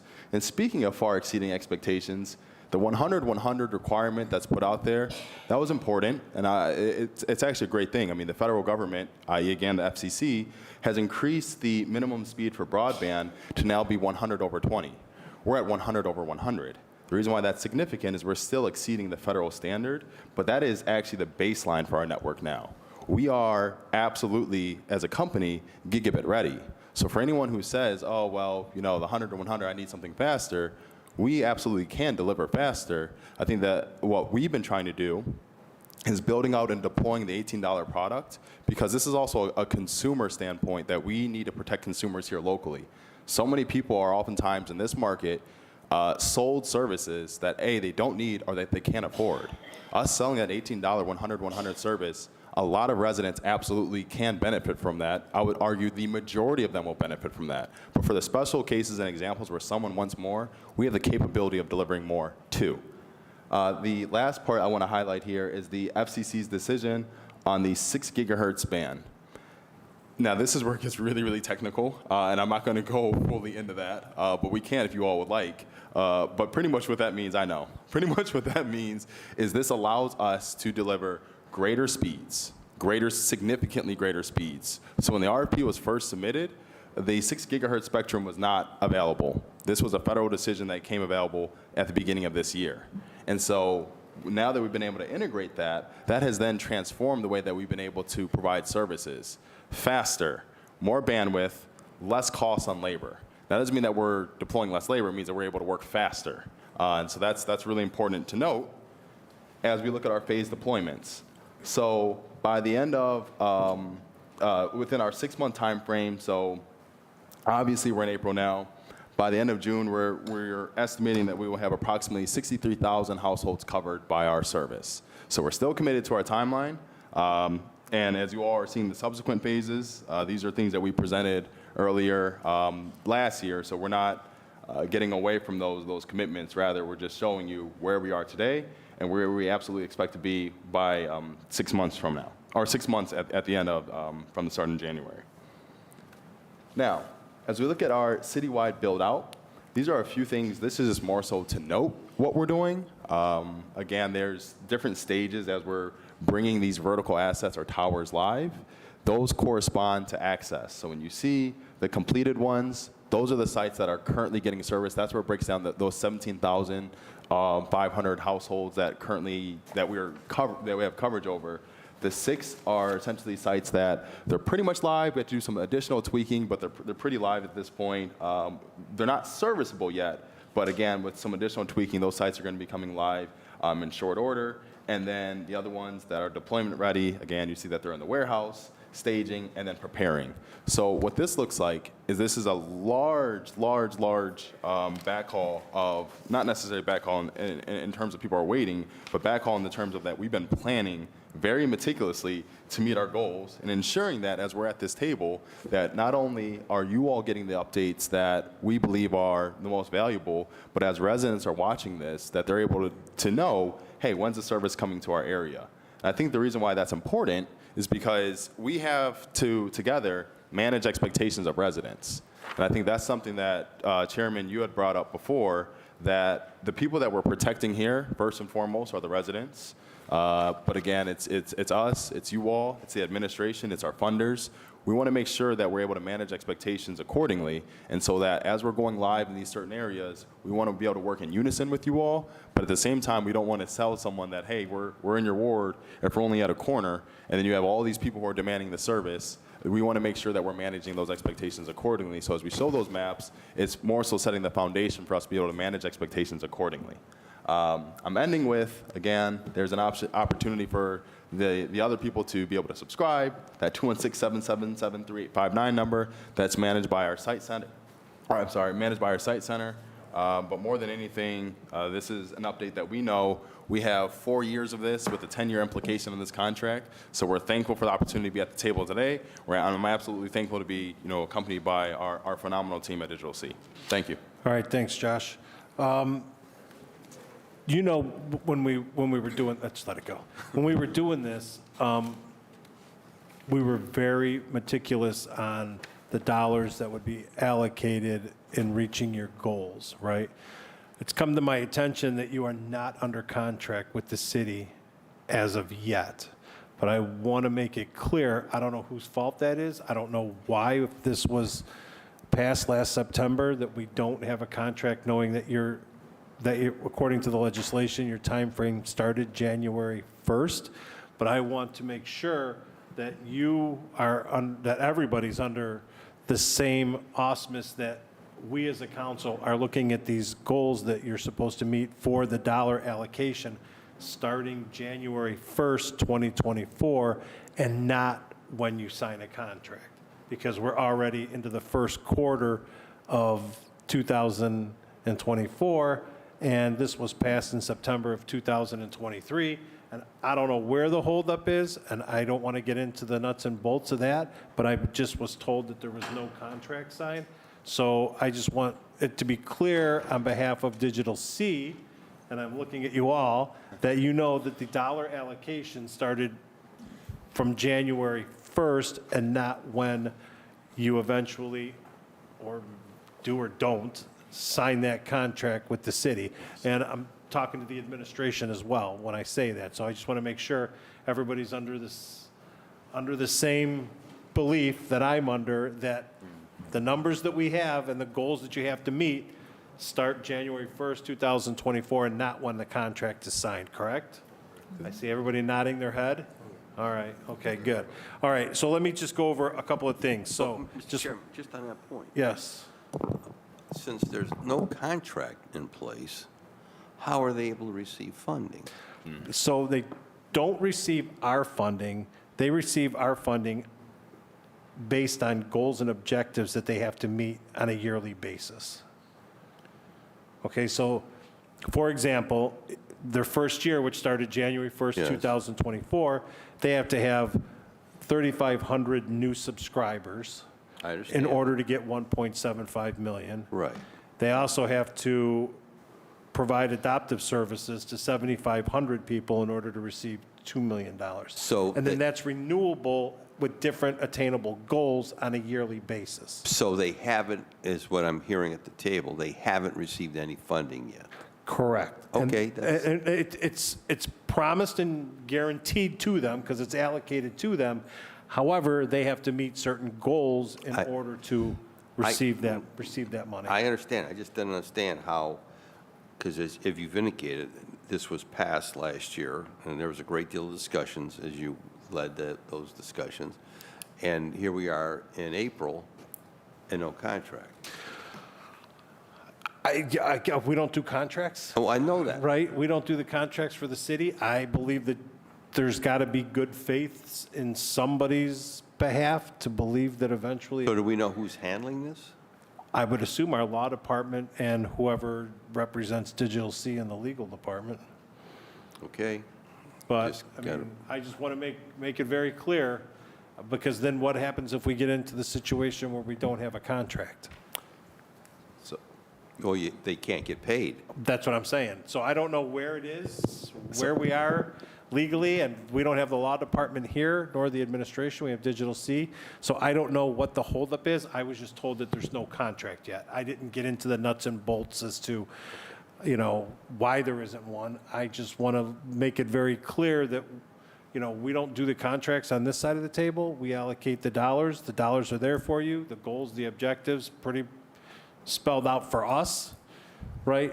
That other stuff that's happening, don't come back to us saying, hey, we've got this technicality in the law. We've done our part, right? It's up to you guys to figure out with the administration on what the contract's going to look like. And, Mr. Chair, if I may, what I'll express to the council, the administration has been incredibly receptive. We've been going back and forth, so this isn't a matter of us delaying.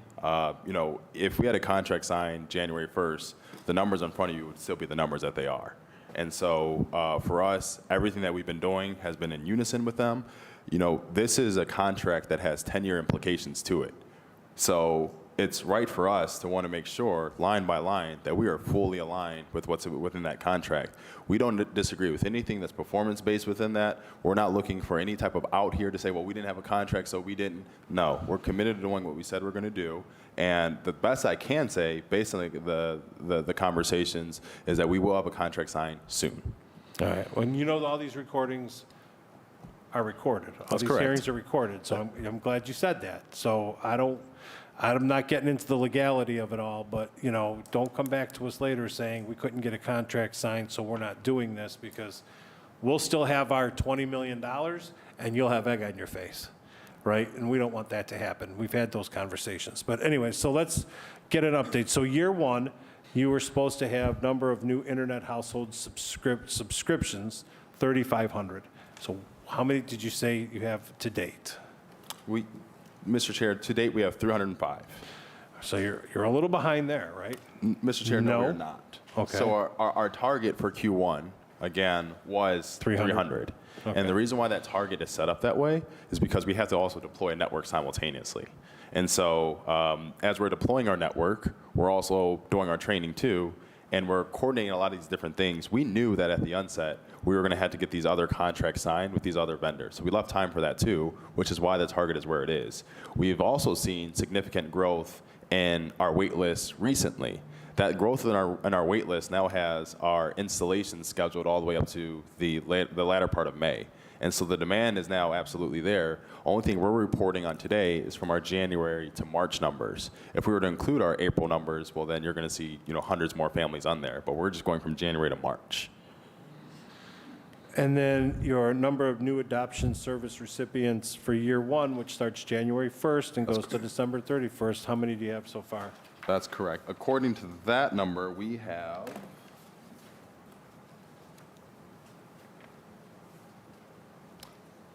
755, Mr. Chair.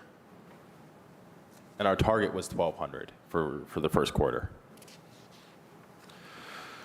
All right, and don't take this the wrong way, but I think sometimes I become a little skeptical, but I really want to make sure that all of our bases are covered, because these are public dollars. And this is going to be a question not only for you, but it's going to also be one for the administration at some point.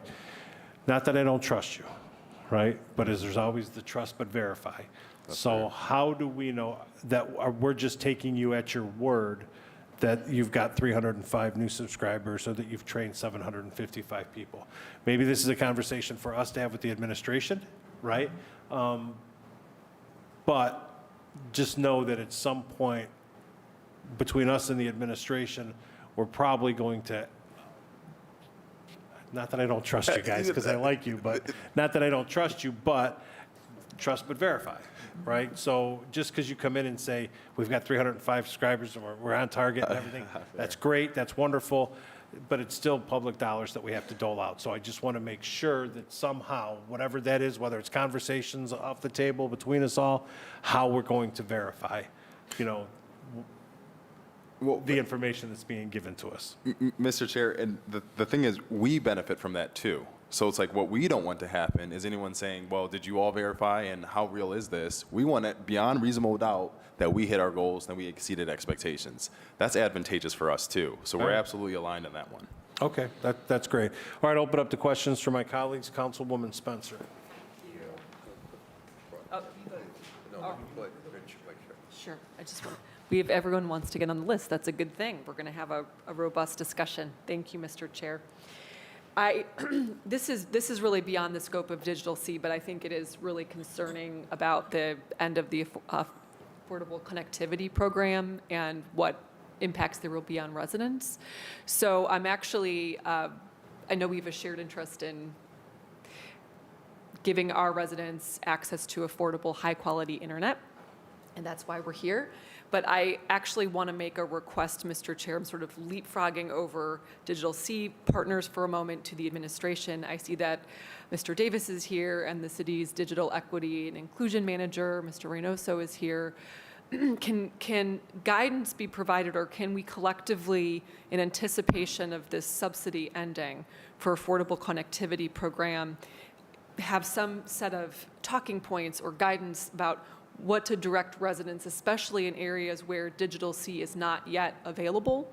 What can we tell them? I mean, I'm really very concerned about this, how to bridge that gap, that period of time. And then sort of an add-on to that is, similarly, I think while the presentation was helpful and the maps are helpful, this was a $20 million investment on the part of council.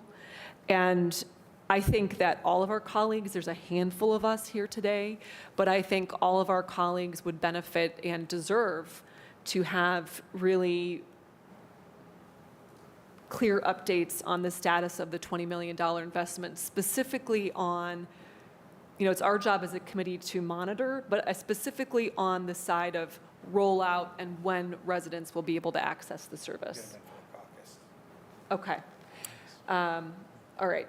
So I was actually going to request as follow-up through you, Mr. Chair, to our policy staff, whether in caucus, but I would prefer to have a written a memo, a cheat sheet, whatever you may call it, something that I can reference, because we all have newsletters, we have social media, we have various forms of vehicles for communication, and I think that both the clear understanding of the rollout cadence for Digital C, when certain neighborhoods can expect to be able to enroll, as well as any resources or guidance we can provide for residents who will experience the roll-off from affordable connectivity program would be extremely helpful. So I don't know if there are any comments to that, but that's a gut reaction I'm having at the table today. Through the chair. Well, through the chair to the councilwoman, two points. One, on the Affordable Connectivity Program, absolutely, we co-sign the need to get the word out. Not to make it go all the way up the political ladder here, but we've also been in talks with some of our state senators on this too. Senator Vance has actually been leading the charge for the Affordable Connectivity Program, and he's wanting to get support on an extension act. So we actually were in DC recently talking to him and his staffers, as well as our other ones. So work is being done on our side, but absolutely locally packaging this in ways that residents can be fully aware of what's happening. We want to make sure that we're doing that. To your second point, we absolutely would love to co-sign that, because there are other wards that we have some service in, but yet those council persons aren't present today. So we would want to have or have the opportunity to sharing where we are, because that allows us to get, again, greater visibility, allowing people to, make the decision to take us, or at least be aware that we're in their area for us to be, considered. So absolutely, we're thankful for you bringing that up. Yeah. I would just say, council members are very busy, pulled in many directions. Something succinct that we can quickly understand ourselves and communicate to others, I think would be extremely helpful. And that's great news. Our chair was just sharing with me that there are advocacy efforts underway to extend the affordable connectivity program. So I'm glad that that's a possibility. I might come back on the list, Mr. Chair, but I will yield to other colleagues and then let you know. Thank you. Thank you, Councilwoman. Councilman Polensek. Thank you, Mr. Chairman, my honorable colleagues. First of all, it's good to see you folks at the table again. On your graph as it pertains to customers and coverage by ward, explain to us, if you can, why there's such a discrepancy between the various areas. Through the chair to the council person, this really goes down to our design, but I'll absolutely let our Chief Operating Officer, Jose Valdez, explain much more about our deployment style and why you're seeing that discrepancy. Okay. Through the chair to Councilman. Basically, what we're designing is, it's a rollout design, right? And we're starting from east to west.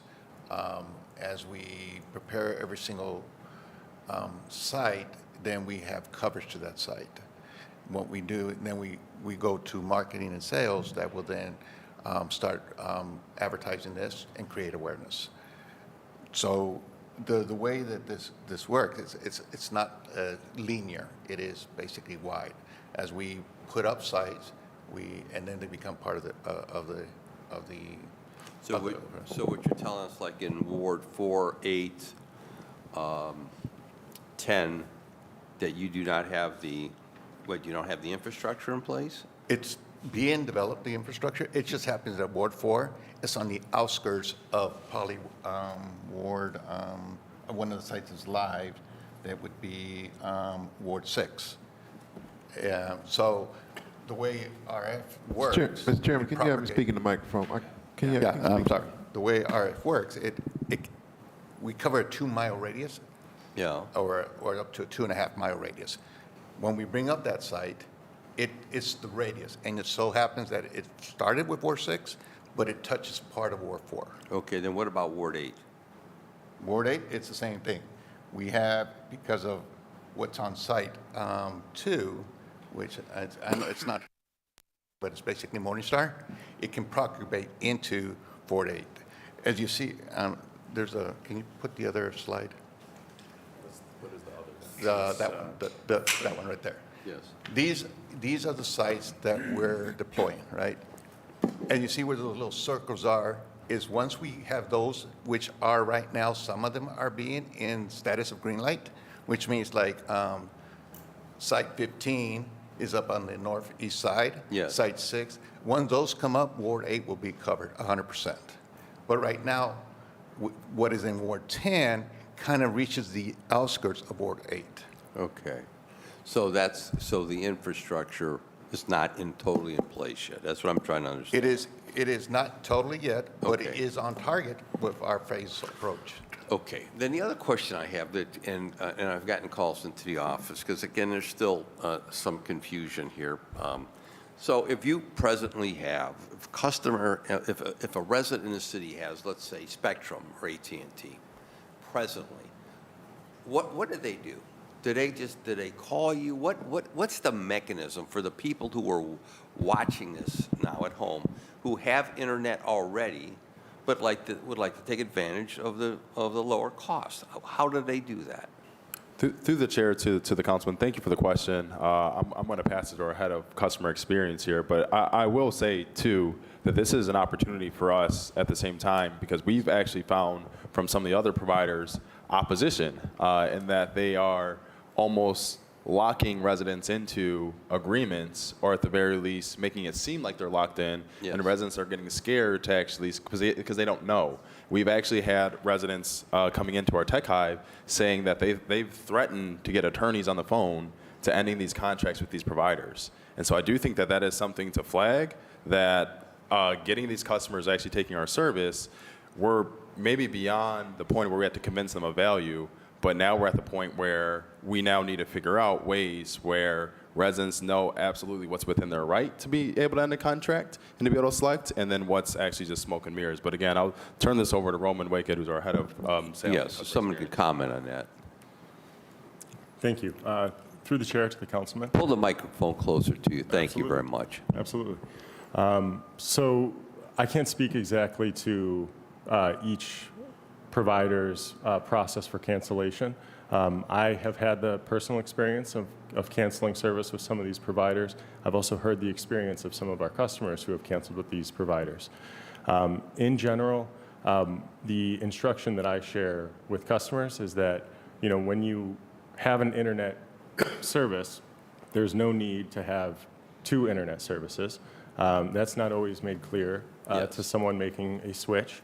There has been conversation about whether or not connecting with Digital C would impact their ability to use their TV, not related to cable. Okay. So for streaming, if it would affect their ability to work from home, it does not. Really, what I find a lot of the other providers speaking mostly on is the packaging of other services and how canceling one aspect of that service, the bundle, being internet, how it might affect their cable and or cell phone bill. Okay. So for the individual calling in, do you actually assist them, or they're basically, they gotta resolve their own account issue, or do you assist them in doing that? So in general, we do not Okay. assist. I would be able to provide, you know, maybe specific things such as like, you know, again, you don't need two internet connections. I can help customers talk about the speeds that they do need based on their usage, the Okay. devices that they have at home. That I find to be very helpful for customers when they go to speak with their incumbent provider. Now, so, Mr. Chairman, and again, I'm not a tech person, so if I ask a question that is wrong, please correct me. Like with AT&T customers, they actually have a wire coming into their house, or what do you call it, cable, whatever you want to call it. Is Digital C system, is there a wire coming into their home? Through the chair to the councilman, indeed, there is a wire based on the installation process. Okay. As far as our technology, we do not use the same wire that AT&T would. No, I understand, but are you coming off the pole as well? No. You're not. Where's your line coming from? I think it would be best for me to pass yeah. Okay, go ahead. to one of my colleagues. Yeah, so this is a Jose question. Because those are some of the questions been posed to me, and I can't answer people. I have no technical expertise to answer them. Yeah, through the chair to come. Yeah. We're hybrid. Right.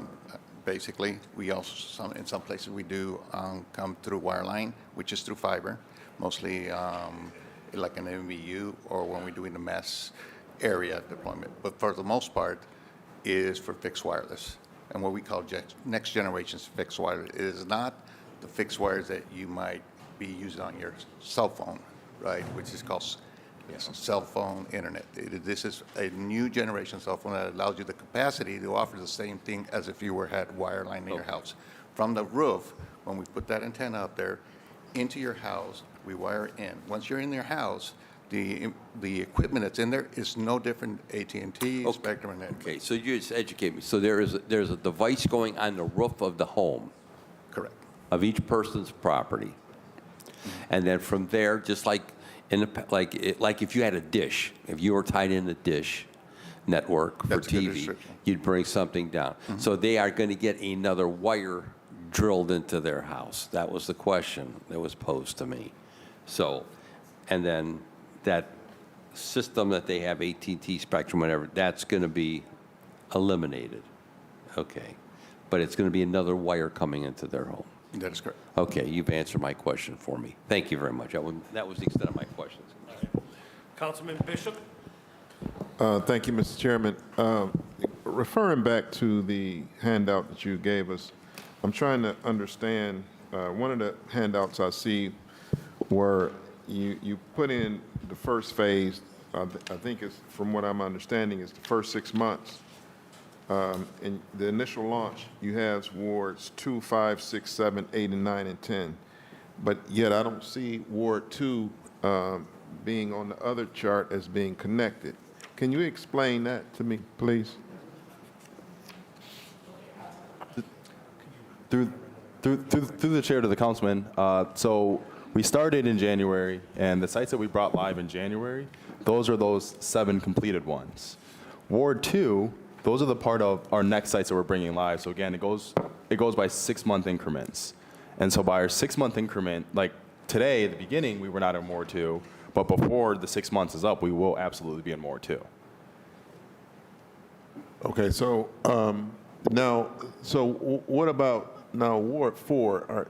I see that, are you already in Ward 4? I'm trying to figure out why the numbers are so low on the southeast side. So again, so we had to start somewhere. So again, if we're looking at this from a 6-month standpoint, the reason why the numbers are lower in Ward 4 is because we have a tower that penetrates Ward 4, but it only touches it. So it's not really going through there in a designated way. What we're building this network for, we're doing it at as fast as deployment possible to be citywide. So it wasn't like we said, hey, we're going to do one ward over here, then one ward, because the networks don't work that way. There are towers that are 2 miles at a time, so as we're putting them up, it just is whoever is touching. But again, our goal was to build a network as fast as possible to serve every Cleveland resident as fast as possible. If we did it in a different way, we're like, all right, we want to go southeast side first, then we go west side. That would have actually taken us longer to do citywide. Okay, so we can expect to be, by the end of the year, Ward 2 will be fully integrated? Well before the end of the year. Okay, okay, all right. Thank you, Mr. Chairman. Does that conclude your questions, Yes, Councilman Bishop? yes. Great. Councilman Harsh, did you have questions? Indeed. Thank you, Madam Chair. Through the chair to the director, just so that everybody's clear, we've been using, and our expectations were the 3,500 new subscribers. So we were expecting 875 new subscribers by April 1st, and the 305 number comes in significantly low. And I understand what you're saying. You got to build out the network before you can bring everybody on. So I understand that, but it is well under half of what we were kind of expecting to see at 875. And I understand that you've got to the end of the year before payments released, and we're using January 1st because we're not going to, have arbitrary lines. But through the chair to Mr. Edmonds, could we get the list of new subscribers by address? Through the chair to the councilperson, I think on your first point, I'm not sure if we ever agreed on what was expected of us to have by the end of the year. I don't think we ever communicated. Oh, Mr. Chair, we 100% agreed. It's going to be 3,500 new subscribers. Yeah, no, we're well aware of that, okay. but we never said 875. So when you say that we're below something, that was never articulated. So I just want to be very clear that when we say we have progress, that we know what progress is for us. And if we never said 875, that's just a number that I'm hearing today. Oh, through the chair, 3,500 divided by 4 is 875. So that's kind of what we thought we were going to be looking for. And I understand you're saying you have to build out the network before you get the customers for the network. So I'm conceding that and moving on. Yeah. But I'm just saying that's why we thought that this number was low. Could we get a list of those subscribers by household address? Through the chair to the councilperson, so this is something that we've actually been discussing with the administration as it relates to the contract we're sending over. Because the thing is, what we don't want to communicate to residents is that as we're connecting them, their information is going to be shared with government. I think that we're very sensitive to that. We're sensitive to that by way of the customers that we serve. Now, from a verification standpoint, verifying where we serve and where we have service, that's absolutely the conversation that we're having. We do want to be able to turn over something to you all that allows you to have beyond reasonable doubt that this is where we're serving. We're just very sensitive of turning over customer information in ways that someone might think we're infringing in some type of way. Mr. Chair, it's relevant because there is a distinction between between putting apartment buildings online and getting a bunch of subscribers in that apartment building through a vertical connection versus having the wireless connection to unique rooftops. Perhaps, Mr. Chair, the way to do this diplomatically would be to identify the number of unique addresses per zip code. So if an apartment building has one address and there's 15 subscribers in there, that's one address. But then another house across the street with one subscriber and one rooftop is one address with one, and maybe we can do the data that way. I don't want to, I don't need to know if Joe and Melissa are specifically getting digital C services, but there's certainly a way for us to figure this out. So through the chair to the councilperson, absolutely. I think that this, to your point, if we began designating different addresses, not addresses, types of addresses.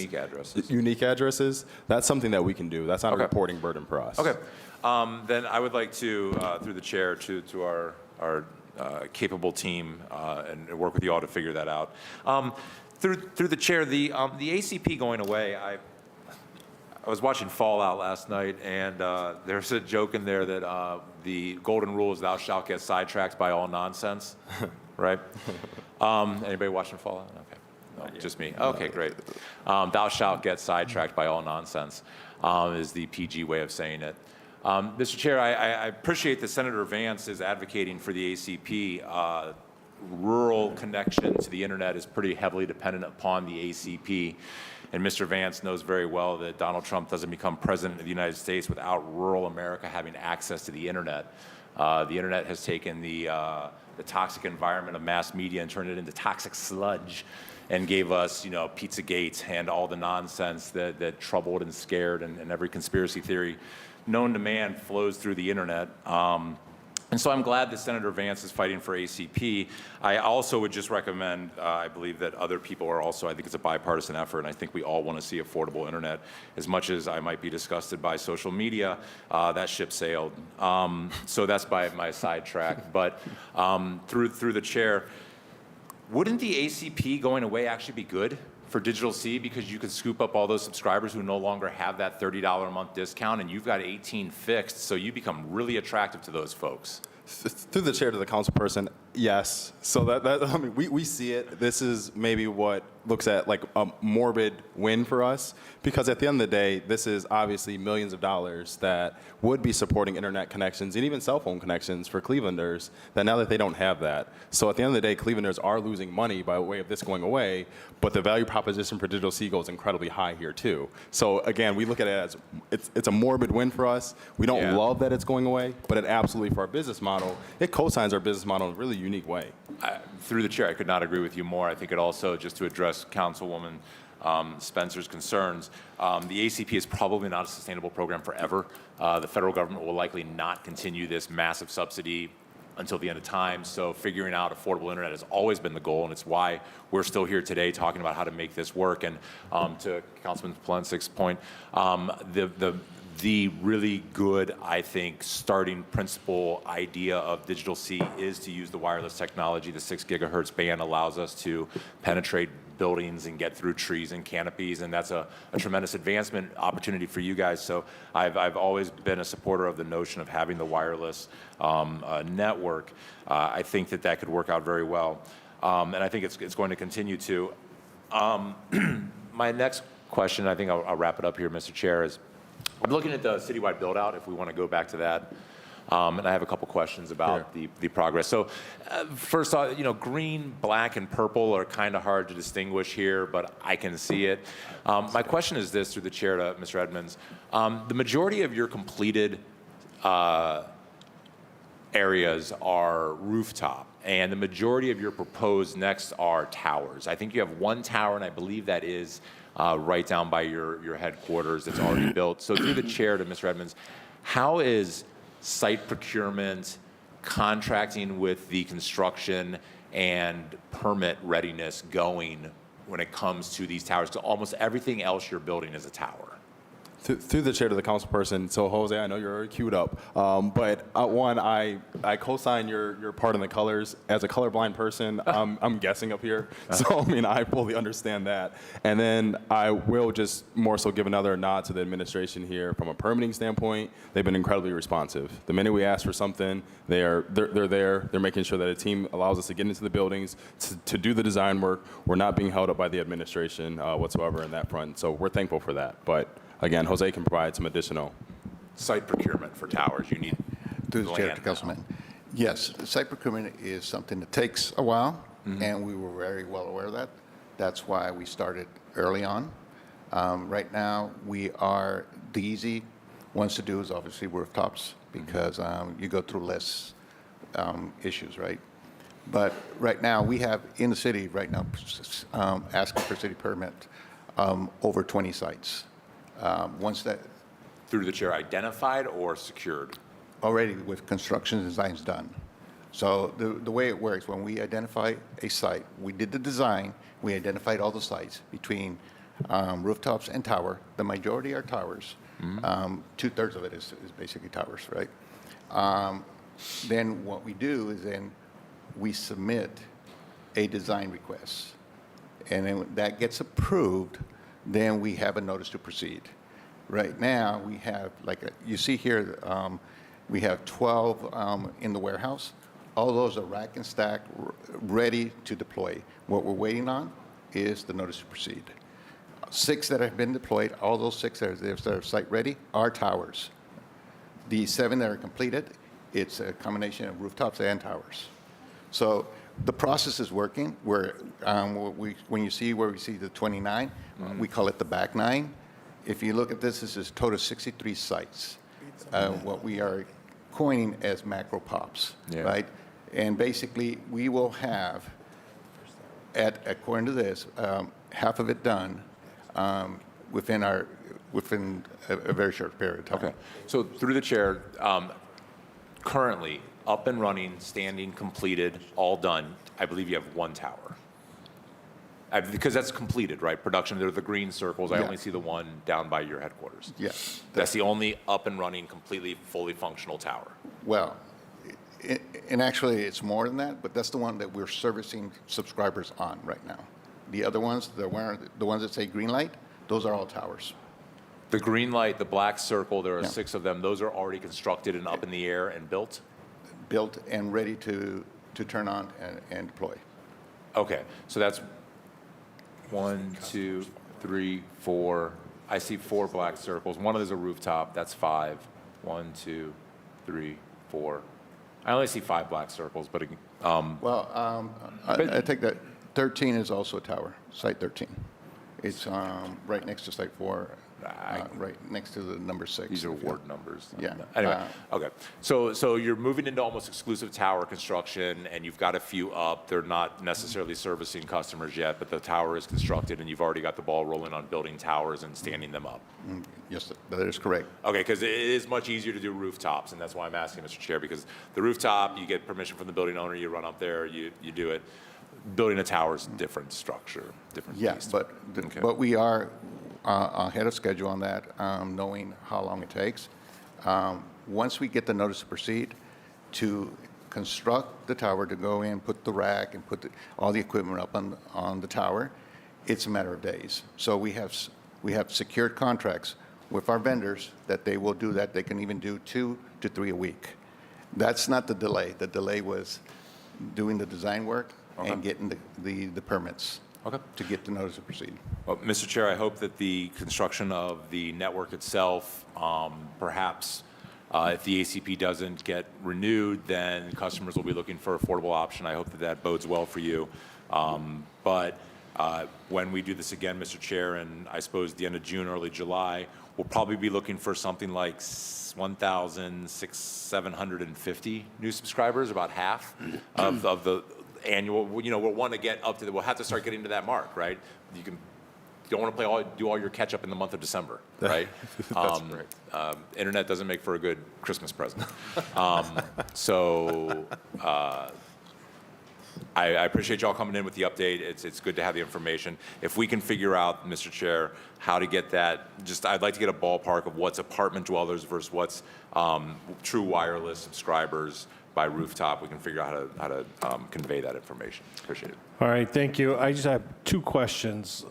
With the acceleration or expansion of fiber networks, right, like others are using, how are you guys planning to compete with speeds and capacity of fiber networks with fixed wireless? To the chairman, thank you for the question. Partially, this will be answered by Jose, but I would say for us, we're already competing with fiber-like speeds. At least we have the potential to do that. And there's been cases where, yes, we do 100 symmetrical.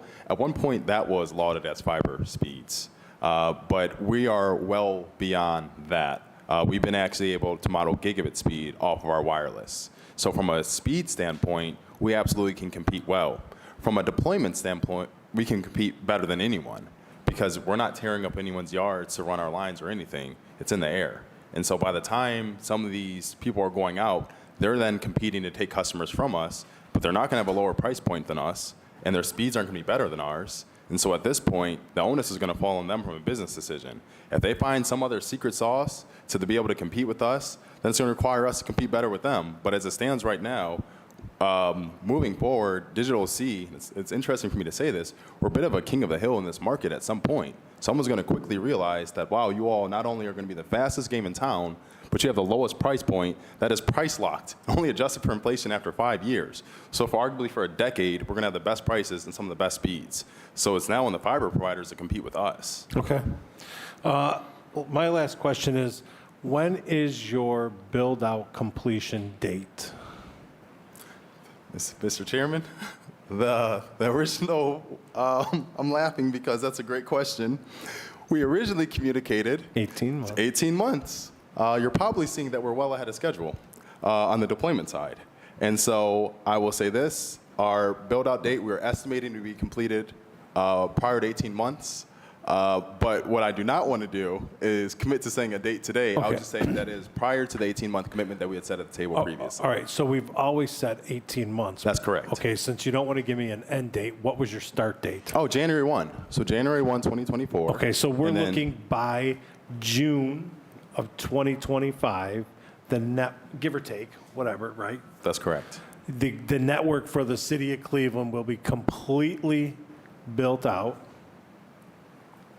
Mr. Chair, that's a question. That is correct. All right, so June of 2025 is when, so when I'm at my community meetings and I'm telling them all good about affordable broadband, we can say here today that by June of 2025, every resident in the city of Cleveland will have the ability to receive low-cost internet through Digital C. Mr. Chair, that is absolutely correct. The thing that I would like to raise, and this is a good thing, so not counter to, but a good thing, is that we want to just stay in close proximity to you all. Obviously, these hearings are a phenomenal opportunity for us to be able to do that. But we're looking at that June timeframe to be, that's almost like worst case scenario. Right, if So it's like- before that, great, let and- us know so that we can help you so we can get the word out, right? Absolutely. Yeah, we're just saying, no later than June of 2025, every resident in the city of Cleveland. Now, we say 5 years, right? When does that 5-year period start and end? Mr. Chairman, the 5-year period, I believe it's already. Okay, so what I'm saying, you have a customer today, right? That's correct. But you may not have so they get 5 years, but you may not have another customer until June of 2025. Is the person who doesn't get it until June of 2025 get cut short on the 5 years? Did the 5-year time period already start? And are we on the clock for the 5 years before? Mr. Chairman, that's a fair point. We've been thinking about it, that the 5-year period has started. However, this is what I will say too. As you know, we agreed to only adjust for inflation after 5.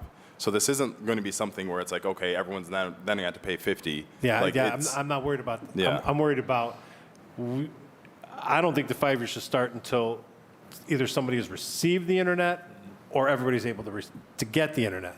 It's not, You have not touched the south side of the city of Cleveland or the far west side of the city of Cleveland.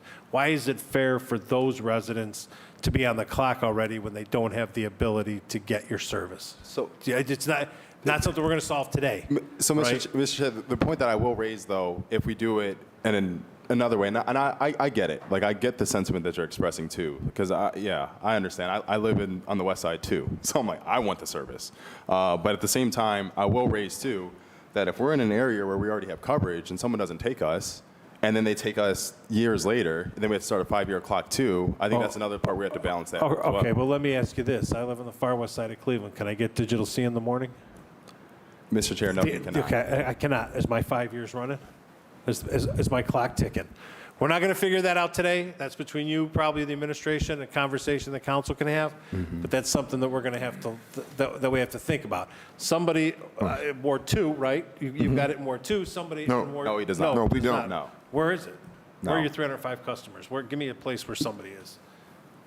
7, Ward 7. 9. All right, so somebody's in Ward 7. That's right. Who has it already, right, is going to get a better deal on the $18 a month because they're going to get 5 years out of it if the clock has already started.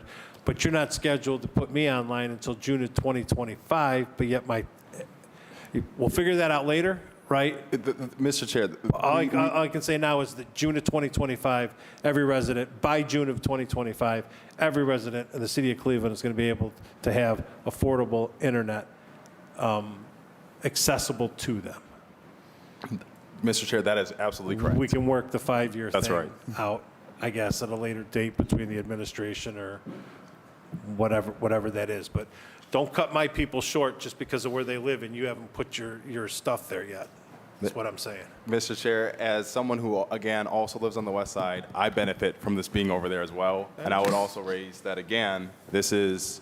Good, then good. Then me and you are on the same boat. That's We good. absolutely That's are. good to hear. We All are. right. We're in this, too. We're both going to get our 5 years. That's right. That's good to hear. All right, anybody else have anything? Chairman. Yes, Councilman Bishop. Yeah, Mr. Chairman, to the CEO. So I entered the QR code here for an address that I'm interested in. So I guess they'll respond to me once that address becomes available to be hooked up. But for my residents and the folks in my ward that don't have this QR code, how will they know that if you come and have service on that street in June, how will they know in June that they're eligible to get the service from Digital C? Yes. That's fine. Go ahead, Valerie. Val, let's hear from Val. Go ahead, Val.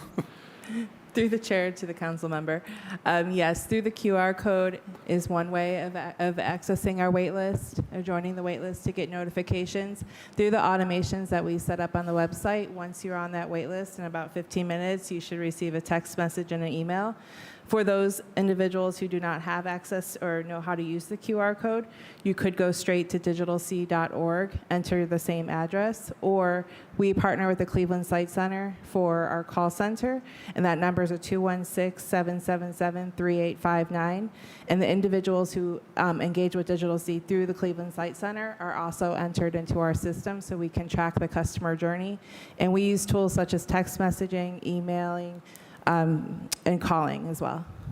Okay, Mr. Chairman, to the CEO and to the young lady, is there a way that you can notify me when my ward becomes available so I can communicate? Because I would really like to know that information so I can communicate that out to my residents. So through the chair to the councilman, this is actually something I wanted to bring up to everybody. So thank you for flagging this.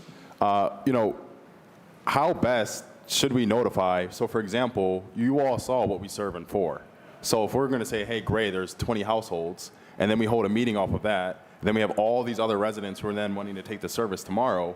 Like there's a part where it's like, what is the threshold that makes the most sense, where we then can hold a meeting within the ward, where we can manage expectations with, we might not have to have 100% coverage to have that, but what is the threshold or percentage of coverage that you all would like to see that then allows us to manage expectations, so that way we're not just taking customer calls, about the service that they said, well, we saw it advertised, you all had a meeting, when am I getting it? It's like, how do we both get a threshold where we get enough residents, but also not one where we have 10 households in your ward and now we're doing an entire meeting off of that? And I think that's the part we're trying to figure that out too. Okay, that's a good question. I guess I don't have the answer to that directly, but I want to know, I guess, when the first 10 gets, so I'll know, and then we'll have an indication, okay, this area may be, and then if we can get a guidepost of, which areas you're going to build out in my ward, so I can communicate that out, and I can be better suited to answer questions when they come to, for me to ask, because they're going to come to us and ask questions. So whenever we get hooked up, I would love to know whether it's the 1 or whether it's 100. And then we can work from there. Perfect. And then, and I can actually communicate in the meeting, okay, we have our part of our ward, and the other part is coming in September and October, so look out for that, and we can keep everybody kind of, because everybody wants service, really. That's right. Everybody wants service. Okay, thank you, Mr. Chairman. Perfect. You're welcome. I would say at least 50% of your ward, would be the time to roll it out. And So you don't run into, how come I don't and they do? But I would also make sure I have a plan in place that when that other 50% is going to get theirs, because that's going to be the first question that's going to be asked, is how come them and not us? All right, seeing no other questions, we thank you guys. Do you have anything else? We thank you guys for coming in. Again, look to be asked to come back probably sometime June-ish, or if not, as soon as we get back from recess, September or something like that. You guys should have a much, maybe let you guys get through the summer, right? Because that's when all your work will be done, that's right? And you're also getting permits to go door to door? Oh, phenomenal question. Thank you. Oh, thank you. So, Mr. Chair, yeah, okay, great. We get to ask this question right here.